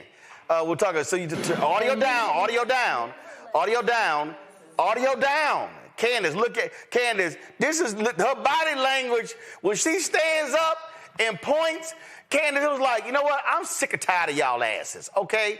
Y'all getting on my damn nerves. Yes, and you know what, Roland? I like this version of her. I like this I'm free now version of Kamala Harris. Because honestly, when she was running, during those 107 days, there was a part of her that was constrained. We knew that there was another part of her that wanted to break out. And in this book and on this tour, she's able to do it. We have seen that look from women. We have seen that stance, that scowl after, and we know exactly what it means. I'm sick and tired. She jumped out that seat. She jumped out that seat. She stepped, pointed her finger. She's like, I'm sick of y'all asses. This is some bullshit. Interrupted me again at my damn book signing. Look at her, see? She like, all right, listen, see, all right, I'm going to let y'all asses talk. Y'all getting on my nerves, this bullshit. See, I'm trying to be nice. I'm trying to answer the question. I'm trying to be cool. But no, y'all keep pressing me. See, y'all going to make all that Oakland, that Bay Area, y'all going to make that too short just come out in this damn, in the theater. I'm trying to be, see, she turned to the person. Finally, she's like, look, enough of this shit. Look at this. I ain't the damn president. Go talk to his ass. That's right. That's right. And listen, at the end of the day, you know, when she gets like that and when women get like that and have that look, you know, you are the one that's going to be embarrassed on the other side. They were trying to embarrass her. That wasn't going to happen. That's not going to happen to her on this book tour or any further. I knew when she said that going for Joe Biden was a reckless decision, but she also blamed herself for supporting that. I was like, that's the Kamala that we need to see. That's the Kamala that we need to see to help make some change. I loved it. Every bit of it. I mean, Matt, she jumped up, Matt, and responded. Come on, Matt. She jumped up. Can we see Matt? Appreciate it. She jumped up and responded. She was looking like Sarkeesian in the locker room after the losing last week to Florida. Let me tell you something. One of your staff members, to be unnamed, texted me and said that to be an alpha, you got to be petty. It's a conditioned precedent. So, you know what I'm saying? I want you to know. We know you petty. Your people know you petty. I'm unbothered. You have to bring Sarkeesian into I'm this. Unbothered. In any event. No, I'm just making an analogy. Now, don't miss me with the BS analogy. You was being petty, because that's what you are. But let me go ahead and make my point. Or you want to yell me down like normal? You did hear from me. You did hear from me last Saturday. I'm at a dinner. Okay. I was. I was at a dinner. I really was. Okay. And I was mad when I saw your text come through. That's not the point.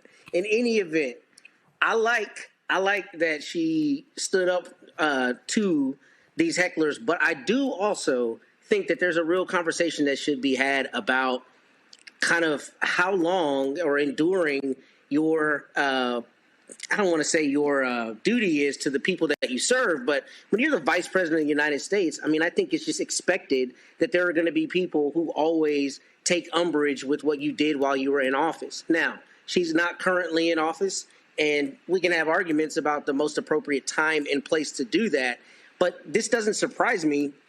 And sometimes I think a shakeup of the respectability politics, like this is an event, you can't come in and interrupt it, is exactly what we need, because too much of the decorum is what we, defer to, and it allows people to not have to sometimes speak to their constituents and speak to those whom they serve. However, obviously, the issue in this situation is that she's no longer serving. So this is a book tour. I don't think she has to allow people to shout her down at her book tour. And, I think it's good that she told them to kick rocks. I mean, but I think there is a question about discourse, about how long that should continue. Hey, Michael, I think she's going to hit somebody with a go to hell pretty soon. She's going to slap the shit out of somebody. That's what's going to happen, okay? And these little protesters, I want to know who's financing them, who's funding them. But what they don't seem to understand is the vice president doesn't set policy. J.D. Vance don't set policy. Mike Pence didn't set policy. Dan Quayle didn't set policy. So you get mad at the vice president, but if you go back to March of 2024, when she was in Selma, Alabama, when they were commemorating Bloody Sunday, she talked about the deal that was on the table for a ceasefire. And if you listen to her tone during the campaign in regards to the Palestinians, it was a much more sympathetic tone than coming from Joe Biden. And she also wrote about that in her book as well. But Netanyahu wanted Trump back in office because he knew Trump would allow him to do whatever he wanted to do. Of course he did. And these same protesters don't want to talk about the ceasefire that Biden-Trump negotiated. But they also don't show up at J.D. Vance events. Well, they don't show up to Donald Trump events. Donald Trump periodically has rallies and speaking things like that. They don't go in those and act a fool. And there's rapid famine in Palestine right now. In the Gaza Strip. Rapid famine. Well, now that we have this ceasefire, hostages being exchanged, let's see what happens after this and who they start shouting down. We'll see. All right, y'all, got to go to a break. We come back. National Guard troops on the streets now in Memphis. We'll talk to the city councilwoman next about that. Don't forget to support the work that we do. Join our Bring the Funk fan club. Your dollars are critically important for the work that we do. Our goal is raise $1 million between now and the end of the year. And so if you want to support us via Cash App, use the Stripe QR code. You see it bottom left-hand corner. Use the QR code for credit cards as well. PayPal's R Martin Unfiltered. Venmo's are Unfiltered. Zelle, Roland at RolandSMartin.com. Roland at RolandMartinUnfiltered.com. Of course, checks and money order. Make it payable to Roland Martin Unfiltered, P.O. Box 57196, Washington, D.C. 2003 7-0196. Back in a moment. Next on The Black Table with me, Craig Calkin. Why the America we live in today is not what the founders intended or what they outlined in the Declaration of Independence and even the Constitution. Professor and author Kermit Roosevelt will join us to talk about his book, The Nation That Never Was.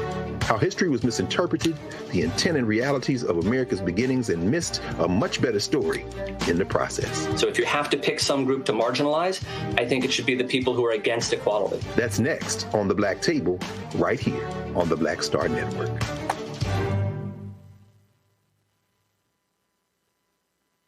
If in this country right now, you have people get up in the morning and the only thing they can think about is how many people they can hurt, and they got the power, that's the time for mourning.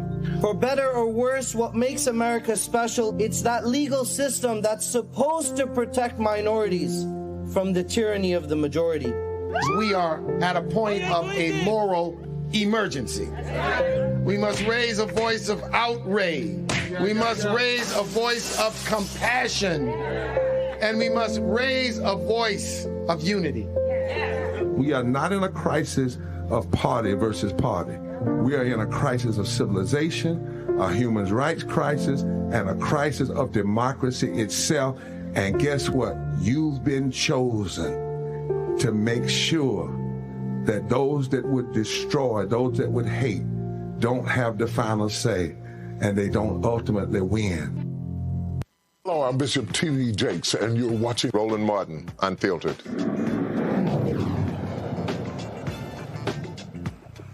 Folks in Memphis now have to contend with the National Guard. Donald Trump has now placed those guards to the streets of Memphis. They arrived today. And, of course, you've had people making it clear they don't want them there. That's also what's been going on. Mayor Paul Young says he didn't request the troops. They, of course, were accepted by Tennessee Governor Bill Lee. Young said he agreed to cooperate after Trump and Governor Bill Lee went forward with their plan. Officials emphasized the mission is to target violent offenders, not intimidate residents. Police Chief C.J. Davis says the Guard will not be running checkpoints or policing neighborhoods, but will focus instead on directing traffic and maintaining a presence in busy retail corridors. We've been trying to get Mayor Paul Young on the show for the last several days. It has not happened, so we're going to keep reaching out to him every single day till he comes on this show. Other black mayors come on the show, so Mayor Young, don't be scared to come on. Roll him out unfiltered. But joining us is Memphis City Council member Yolanda Cooper Sutton. I'm glad to have you here, Councilwoman, so please pass on to the mayor. Hey, this is the only black news show in America that's a daily show. He can come talk to us. Here's what I don't understand. You're going to have the National Guard directing traffic? Like that? Really? The police, she said, they're going to be directing traffic and in retail areas. Ooh, that's really going to deal with the issues in Memphis, right? Right. And so what I'm understanding, and when we last talked, they're going to be in the downtown area, more so in parks and Beale Street. That's what their presence will mainly be from what our last meeting and we were last told. So they're in the downtown where tourism is. And of course, Beale Street is our big tourist place. And parks. So that's my understanding. And that's where they were when I left, because I'm in Jackson at the homecoming for JSU. So do y'all have some major crime problem on Beale Street right now? Right now, we don't have that much crime going on downtown because they put so much money into downtown and making sure that the downtown area is safe. So no, not as much as it was at first. So it isn't at this time. Okay, so what the hell are they doing then?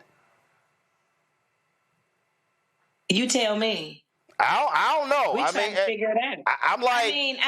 We're just trying to figure it out because we didn't ask for this. We didn't ask for it. The mayor didn't ask for it. We didn't ask for this. But however, you got to understand the dynamics that goes on in Memphis, Tennessee. Memphis is a blue state. And they're really wanting it to be a red state. Memphis is a blue city. Tennessee is a red state. Yeah, that part. Yeah. And so, Memphis, there's the grit and grind there in Memphis, and it's predominantly black, 65% American. Black people live in Memphis. That's where we are. And we've had a crime issue. And if people will really be honest and be truthful, yes, we have. But however, the numbers were going down in our homicide, in our domestic violence. And so our numbers had really, really, really have been going down. And it was going down before all this was initiated. Yeah, I'm just sitting here going, okay, so you're having them there to go into high retail areas and to direct traffic. Okay, sure. That's a great use of resources. It is, isn't it? And they are not armed with, big tanks like they were. You got to remember the dynamics is totally different than Washington, D.C. And so They are downtown, from my understanding. They're downtown in tourism. I have the tourists. Listen, I have said this numerous times, and I'll say it again. This is nothing about a big-ass TV show. This is a TV show. It's all about the spectacle. It's all about the flash. That's all this is. It's not actually about dealing with the issue. It is Donald Trump desperately. It's the TV show. Yeah, it's a pony and horse show. It's a total pony and horse show. And as I always said from the beginning, when Kash Patel said that Memphis, Tennessee was the most dangerous, we should have cut him off at the knees then. But nobody said anything. And that was a light bulb. That should have been a light bulb. That should have been a red flag that had gone up and said, is something brewing in the background? And no one said anything. Not one thing. Even when I said something in August, I said they're planning on bringing the National Guards, but the picture is bigger than the National Guards, okay? It's bigger than that. Yeah, but we got 33 federal agencies. We got 33 federal agencies in Memphis. Really? Right. And to your point, look, they're going to come after you, and you better be prepared to fight back. You saw what Brandon Johnson did in Chicago. You saw how Pritzker responded. Granted, Pritzker's a Democrat, but I get it. But Mayor Brandon Johnson was extremely strong about how he felt about these troops coming into Chicago. That's right. That's right. Very, very pushback. He wasn't going for it. He wasn't going for the bullying. He just wasn't going for the rhetoric that, this administration brings. And it's just, we'll see. I'm just waiting for the numbers, and we'll see. I'm waiting to see the numbers. What the real outcome would be, what's the sustainability after all this is over, whenever they decide to leave. I hear it, they're going to be there maybe a little bit longer than 90 days. So we'll see what happens in Memphis, Tennessee. Because the federal agencies, now they got the people kind of spooked, and it's really sad to me as far as we had a lot of problems with paper tags.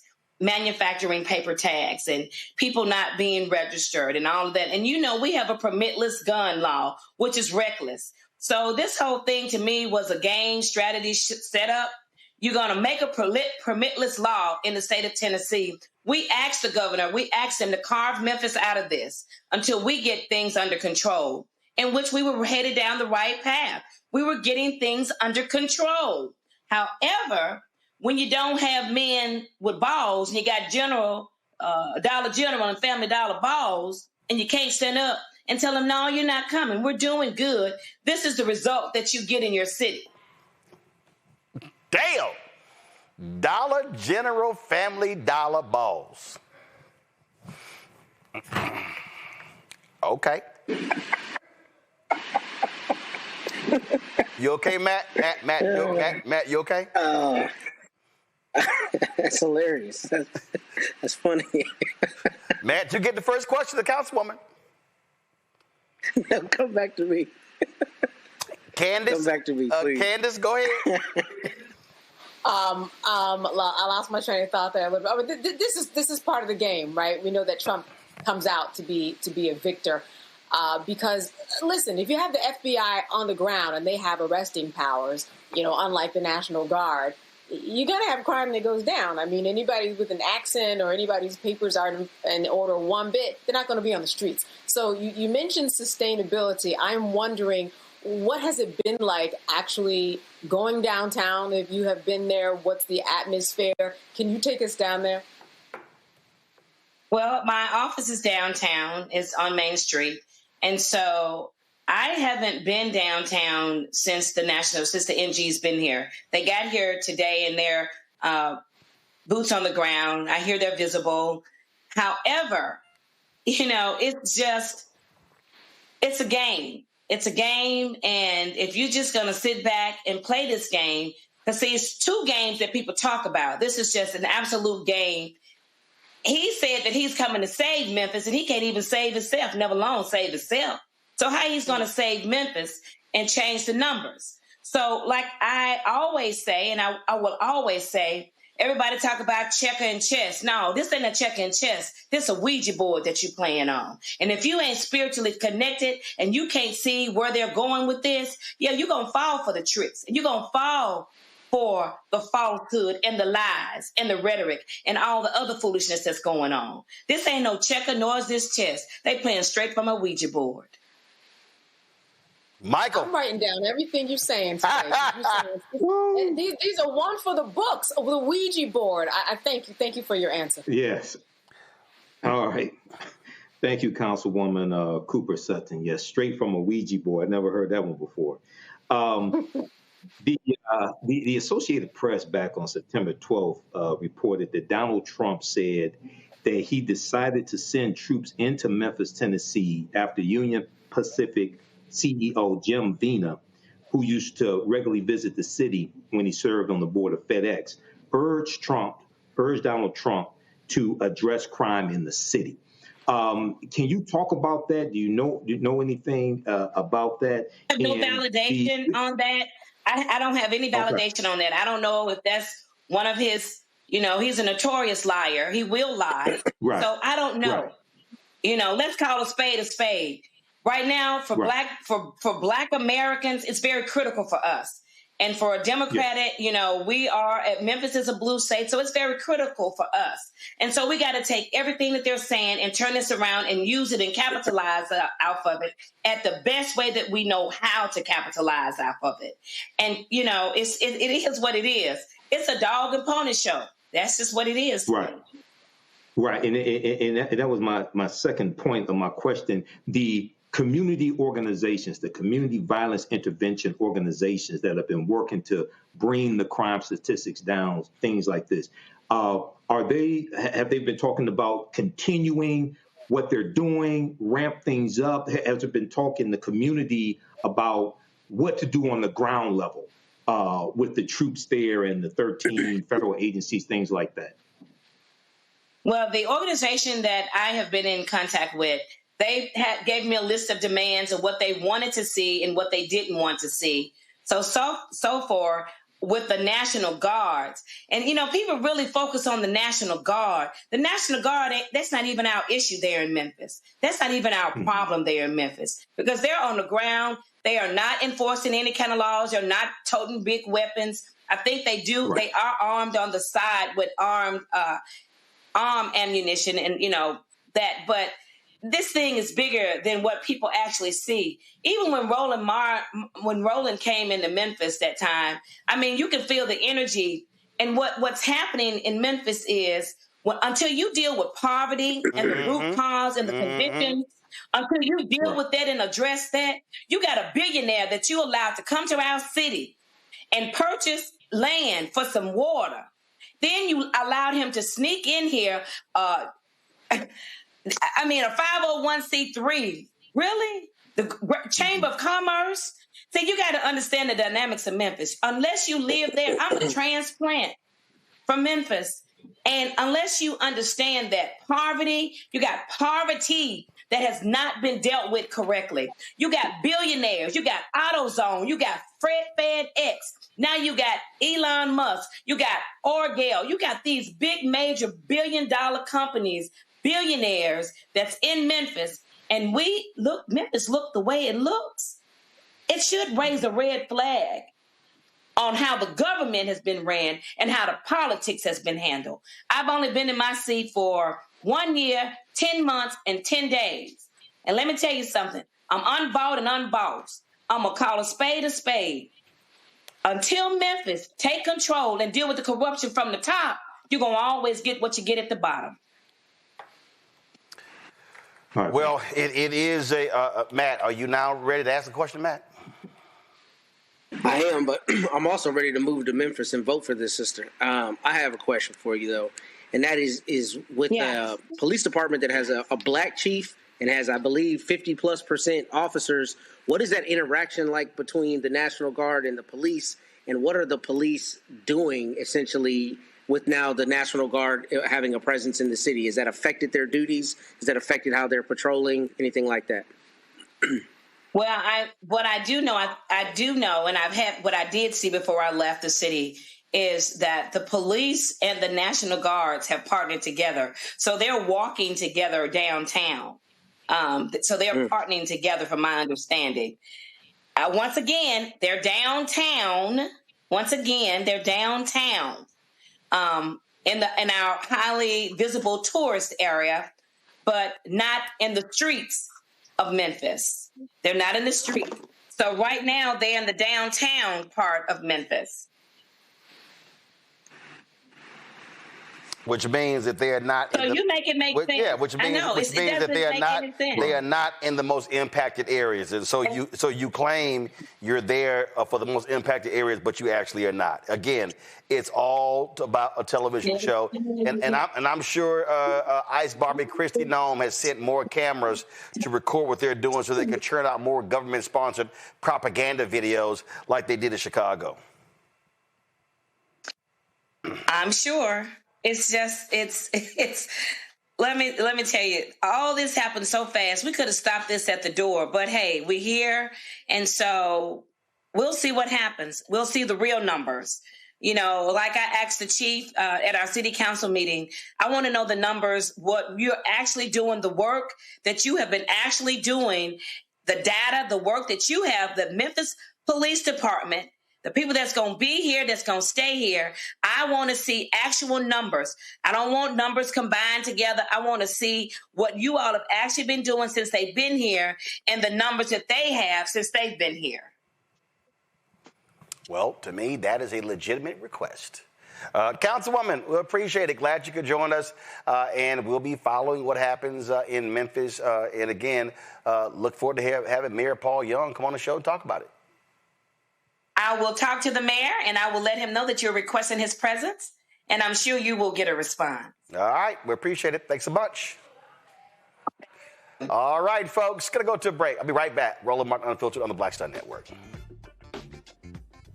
This week on The Other Side of Change, We are talking about the government shutdown and how it's impacting our everyday lives, including our pocketbooks. These motherfuckers are crazy as hell. They are willing to shut down the entire government, to force people to pay more in their health care, to subsidize tax breaks for the wealthiest people. You're watching The Other Side of Change only on the Black Star Network.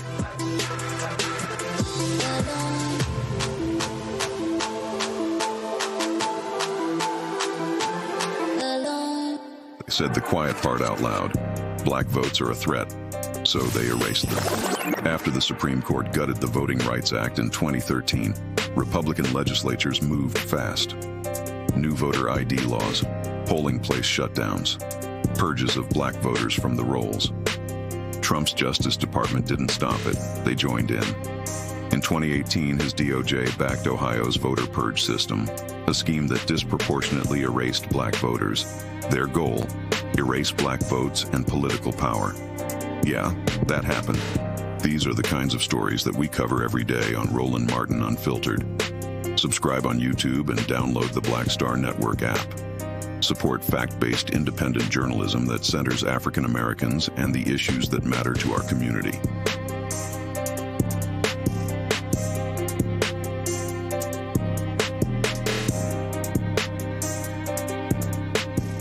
Hey, I'm Mark Morial, President and CEO of the National Urban League, and I'm watching Roland Martin Unfiltered.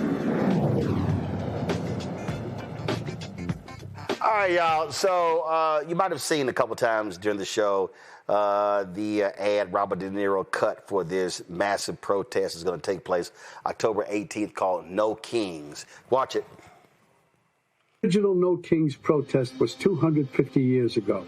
Americans decided they didn't want to live under the rule of King George III. They declared their independence and fought a bloody war for democracy. We've had 2.5 centuries of democracy since then, often challenging, sometimes messy, always essential. And we've fought in 2 world wars to preserve it. Now we have a would-be king who wants to take it away, King Donald I. Fuck that. We're rising up again this time, nonviolently, raising our voices to declare no kings. I'm Robert De Niro, asking you to stand up and be counted in the nationwide No Kings protest on October 18th.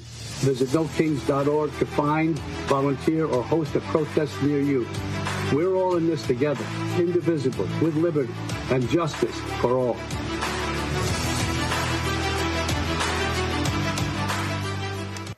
righty then, Mr. De Niro. So Speaker Mike Johnson, if y'all want to see how stupid these people are, this is literally what he said from the podium. I'll turn it back over to the leader. We take some questions, but we've heard, and many of you have reported already, this Hate America rally that they have coming up for October 18th. The Antifa crowd and the pro-Hamas crowd and the Marxists, they're all going to gather on the mall. We got some House Democrats selling T-shirts for this event. It is an outrageous gathering for outrageous purposes, but the Democrats in the Senate have shown that they're afraid of that crowd, that they don't want to bow, that they want to bow to them, bow the knee to them, and they don't want to take incoming from them. And so they're willing to hold the American people hostage so that they don't have to face an angry mob that's a big chunk of their base. Now, if that's a rumor, they need to come out and clarify that it's not, but that is what we are hearing is their actual motivation, and it is outrageous. All this has got to come to an end. I'm sorry, does he sound a bit unhinged? Candace, wasn't there a No Kings protest earlier this year, and now all of a sudden it's the Antifa rally?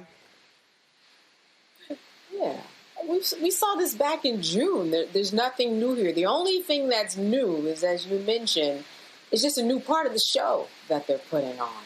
It's a new episode that we're looking at, and in this episode, the people who are going to the march, they're part of Antifa. They're calling them terrorists. They're saying, oh my goodness, all the Democrats are selling T-shirts for this event, and they're going to stop this. It's just a new script. It's just rewritten. And really, it's all about the First Amendment, which everybody has. They got the right to march. They got the right paperwork in order. They're going to march. It was huge in June. It's going to be huge again. It's just rhetoric that they're trying to do to rally the base, and the base likes to listen to this the same way they like to tune into a television show every week that speaks to them. This is just a part of the series. Everyone's just waiting for the series finale, whenever and whatever that's going to be. I mean, I'm just sitting here, Michael, and I'm like, oh, it's now the Hate America rally. Wow, I didn't realize that gathering the freedom of assembly, freedom to protest, the freedom of speech, which is the First Amendment, means you hate America. I think that's called the Uphold the Constitution rally.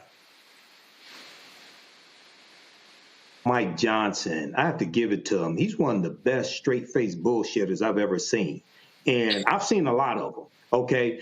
He can just stand there and just tell these bold-faced lies, not break character, not break a smile, anything like that. I think he's a better liar than Donald Trump is. But there was a No Kings rally back on June 14th when Trump had his little coronation, right? And, understanding the history of this country, the American Revolution was about the 13 colonies fighting against tyranny, fighting against a dictator, King George III. So this is not a hate America rally. This is in the tradition of what they say America is supposed to be about. And we don't have a king. So, MAGA Mike Johnson can play these little games and try to deflect from the fact that this is the Trump government shutdown, just like there were 3 Trump government shutdowns in the first 2 years of his first regime. Okay, so but in addition to the protests that take place on the 18th, that needs to be combined with targeted, sustained economic withdrawal strategies. It's one thing to have a mass protest and massive protests across the country one day.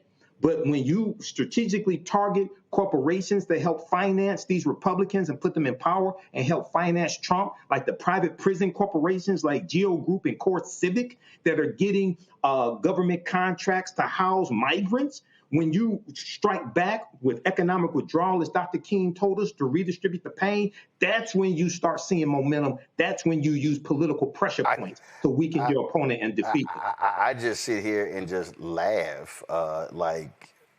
Really? Y'all that? I mean, before I go to Matt, let's just play Lil Mikey again. Come on, Lil Mikey. Go ahead and lie to us again. We're the leader. We take some questions, but we've heard, and many of you have reported already, this Hate America rally that they have coming up for October 18th. The Antifa crowd and the pro-Hamas crowd and the Marxists, they're all going to gather on the mall. We got some House Democrats selling T-shirts for this event. It is an outrageous gathering for outrageous purposes, but the Democrats in the Senate have shown that they're afraid of that crowd, that they don't want to bow, that they want to bow to them, bow the knee to them, and they don't want to take incoming from them. And so they're willing to hold the American people hostage so that they don't have to face an angry mob that's a big chunk of their base. Now, if that's a rumor, they need to come out and clarify that it's not, but that is what we are hearing is their actual motivation, and it is outrageous. All this has got to come to an end. Matt, if that's a rumor, they need to let us know. Oh, so y'all want them to answer to a rumor. Well, Senator Bernie Sanders decided to go and answer little Mikey. Here's what he said. No, Speaker Johnson, the No Kings rally on October 18th is not a hate America rally. In fact, it's quite the contrary. It's a love America rally. It's a rally of millions of people all over this country who believe in our Constitution, who believe in American freedom, and are not going to let you and Donald Trump turn this country into an authoritarian society. It's a group of people who are disgusted that you and your friends want to double health care premiums in this country and take health care away from 15 million Americans. The right to protest is what America is about. You are not going to stop us. Matt? You know, I like it, and I'll say Candace is always right. Michael's almost always right. You are always petty. I just wanted to mention those truths. But here's the thing. Look, what I think about this, that Mike, let me finish. Can I please, brother? Can you shout me down in a minute? Can I finish? Thank you. So here's the thing. I think Michael used some words that were so perfectly, I think, attuned to this moment. Regime, right? That's what we're seeing. We're seeing a slide into authoritarianism. We're seeing a running full speed into authoritarianism. And I think what both him and Candace hit on masterfully is the cognitive dissonance with Republicans, particularly when they decide that this thing that I don't like is somehow antithetical to America. But on the 4th of July, you'll be right there tap dancing, talking about how the founders left a tyrannical English government. Right. So this is quintessential constitutional activity, the right to assemble, the right to air your grievances, the right to speak freely. This is what we for decades have said sets us apart, as Ronald Reagan might have said, a city out on a hill, right? City on a hill, America and its rights. This is quintessential Americanism. And for the Republicans to now say that it's got to be hate America, this is the rhetoric that we're seeing. And what's scary about this is the people who are buying this drivel are the same people who for a long time claimed they're a part of a party of values and morals. You just cannot have it both ways. And that's what we're seeing. We're seeing the Republicans trying to use it as both a battering ram and as a shield when they think it's advantageous, depending on how to play it in that perspective. But this is the Constitution 101, and this is exactly what they claim they're in support of. And then they get on TV and BS this. But the irony of all of this is Mike Johnson says this, and right below him it says government shutdown day 10. And the people holding us hostage are them. So I don't understand how you can say that with this, but I think Michael was exactly right in his assessment. Well, I just love how they just want to sit here and just, you know, do what they do and just lie and love. They just love the Second Amendment. They just skip right over that sucker came right before them. All right. Before we go, one last story that I got. In fact, it's a great video. I'm just going to go ahead and play it. iPad, please, Henry. On the second Saturday of October, the eyes of the nation gaze down upon the heart of Dallas.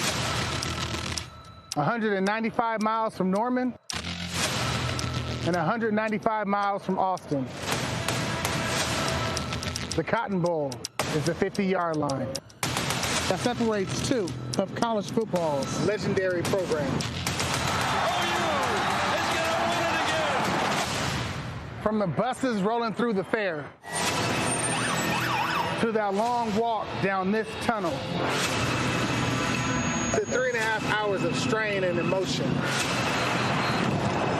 Legends are forged in this battlefield. And in this game, throw out the X's and O's. Sometimes you just got to take a leap.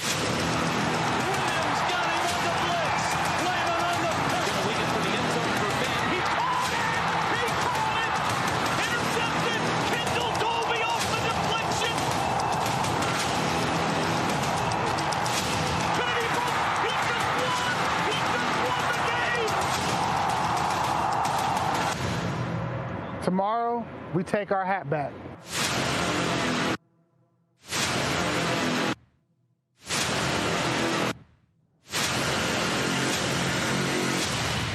This is OU Texas.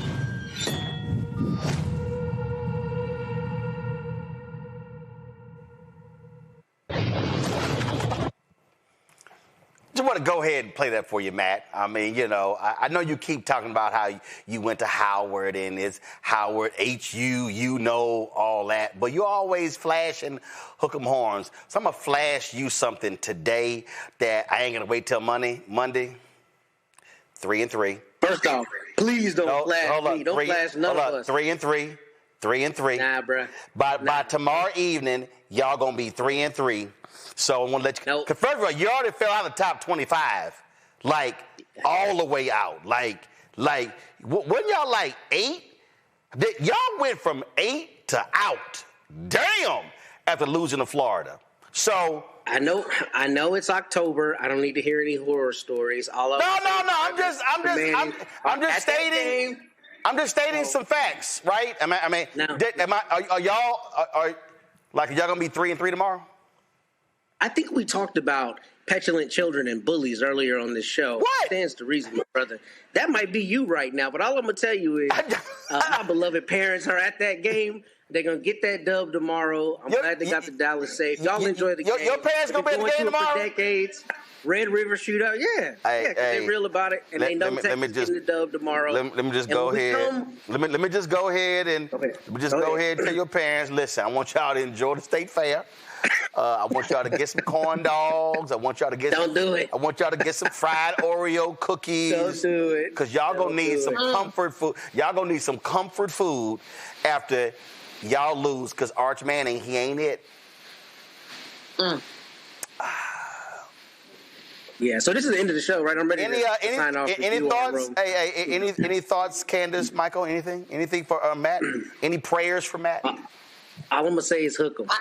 I just didn't know what's more classic. His face as he was watching what you played, or the comment that we had earlier about the Ouija board and the Dollar General man. Oh no!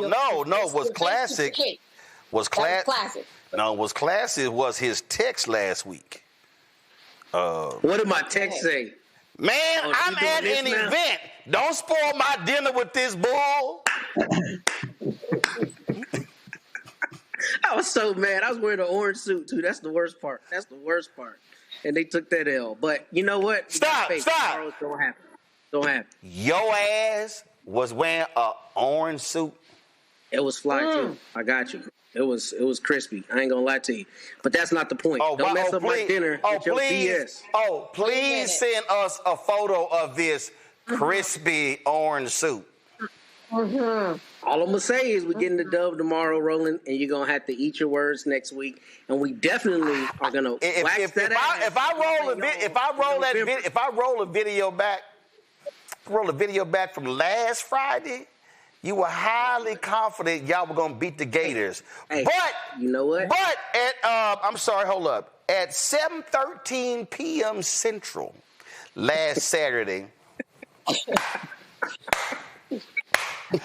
Don't do it, man. You got a chomped text. So, yes. So the moment it comes up on my watch, I just instantly dread. Instantly. You can't say orange suit and just expect us to get off that. Matt. Hey, it was crispy though. I ain't gonna lie to you. Look, hey. Yeah, you're gonna have to show that one to us. I'm not gonna do that. I'm not. Why would I do that, Michael? Come on now. You said it's crispy. I can't let King Petty try to roast me in front of America. You said it. Happen. If you so confident in your crispy orange soup. It's the truth. It's the truth. Hey, if anybody was at the event with Matt last Saturday, y'all do me a favor. Y'all send a photo. Send me a photo. Email me a photo. Go to info@RolandSMartin.com and send me Matt's crispy orange soup photo. Check it out, Ron. Check it out, Ron. When we get this dub, you're going to have to grab them Dollar General balls and call me and admit that we got this dub. So be ready, man. Matt, you were talking. Their outfits and then their get-ups. I don't know if you lean over to the get-ups. Candace, don't do this, Candace. Don't do this, Candace. You know you're my girl, Candace. Don't do this. Don't fall prey. Don't fall prey to the temptation. All I know since Matt. I don't know where you fall with the orange soup. All I know since Matt talking about what's crispy, go to my iPad. This is what's crispy. This is the AP Top 7. I don't even see y'all in it. I see my Texas A&M Aggies number 5. I see OU number 6. Let me go ahead and scroll down. No, I don't see y'all in that second group. I don't see y'all in that third group. Yeah, I don't see. Damn, Cincinnati got more votes than y'all did.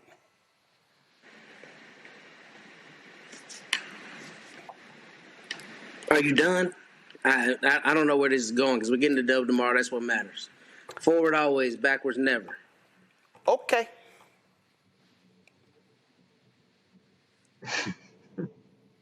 That's what we're going to see.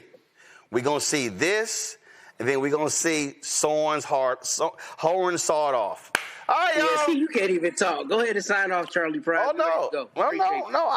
Hold up. I can sign off when your team is 5-0. Oh, don't do it. You can sign off. Don't do it. I can't wait till we beat y'all in November. When your team is 3-2 and they're going to be 3-3 tomorrow.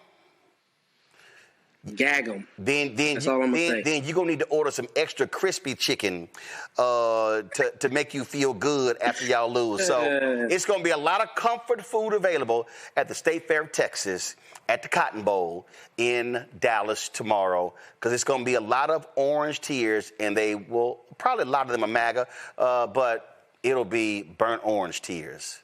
I can't wait. Now, I know you ain't going to talk about MAGA and Texas A&M. Don't do it. I'm just simply saying, it's going to be a lot of MAGA tears. Both y'all orange. It's more in College Station, you know. Both y'all orange. It's all good. Candace, we appreciate you being on today's show. Michael, thank you. Michael, you got a reprieve from your little organization. And so, Matt, what time is the game tomorrow, Matt? That's like 2 o'clock, right? I think it's 2 o'clock. Okay, 2 o'clock. Right? So it's 2 o'clock Central or Eastern? Central.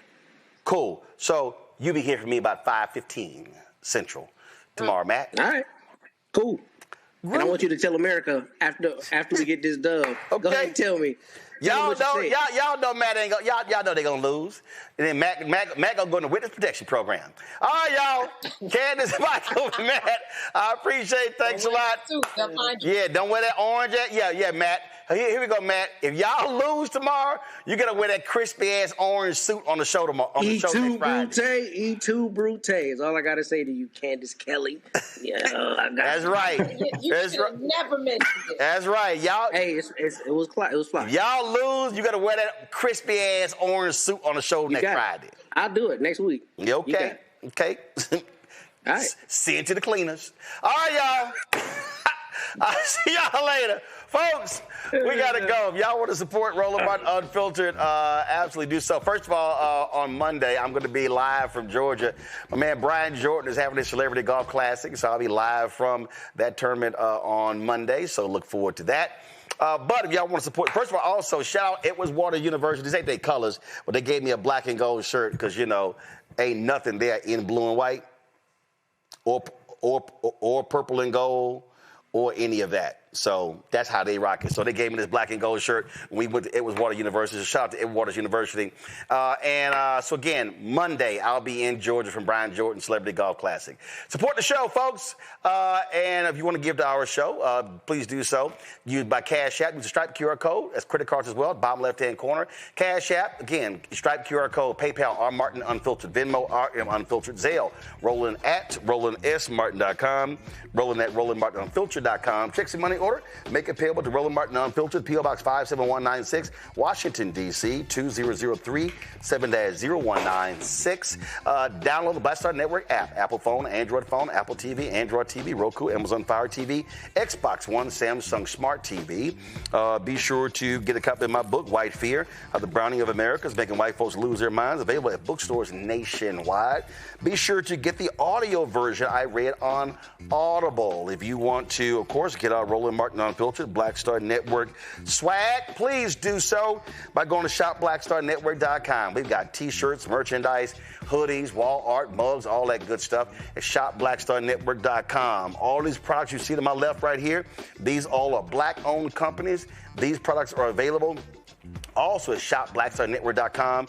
You see our gear. You see the scrubs right there. You see that car cleaning solution. You've got skincare products. You've got relishes. You've got sauces, crossword puzzles, toilet paper, backpack, HBCU gear, all sorts of stuff. Again, go to shopblackstarnetwork.com, our marketplace, shopblackstarnetwork.com.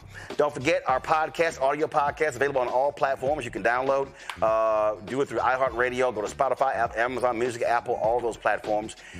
And, of course, you want to support the work that we do, please download the app Fanbase. That's right. Get the social media app Fanbase. You want to invest, go to startengine.com/fanbase, startengine.com/fanbase. Thursday of next week, we're going to be on the road, y'all. That's right.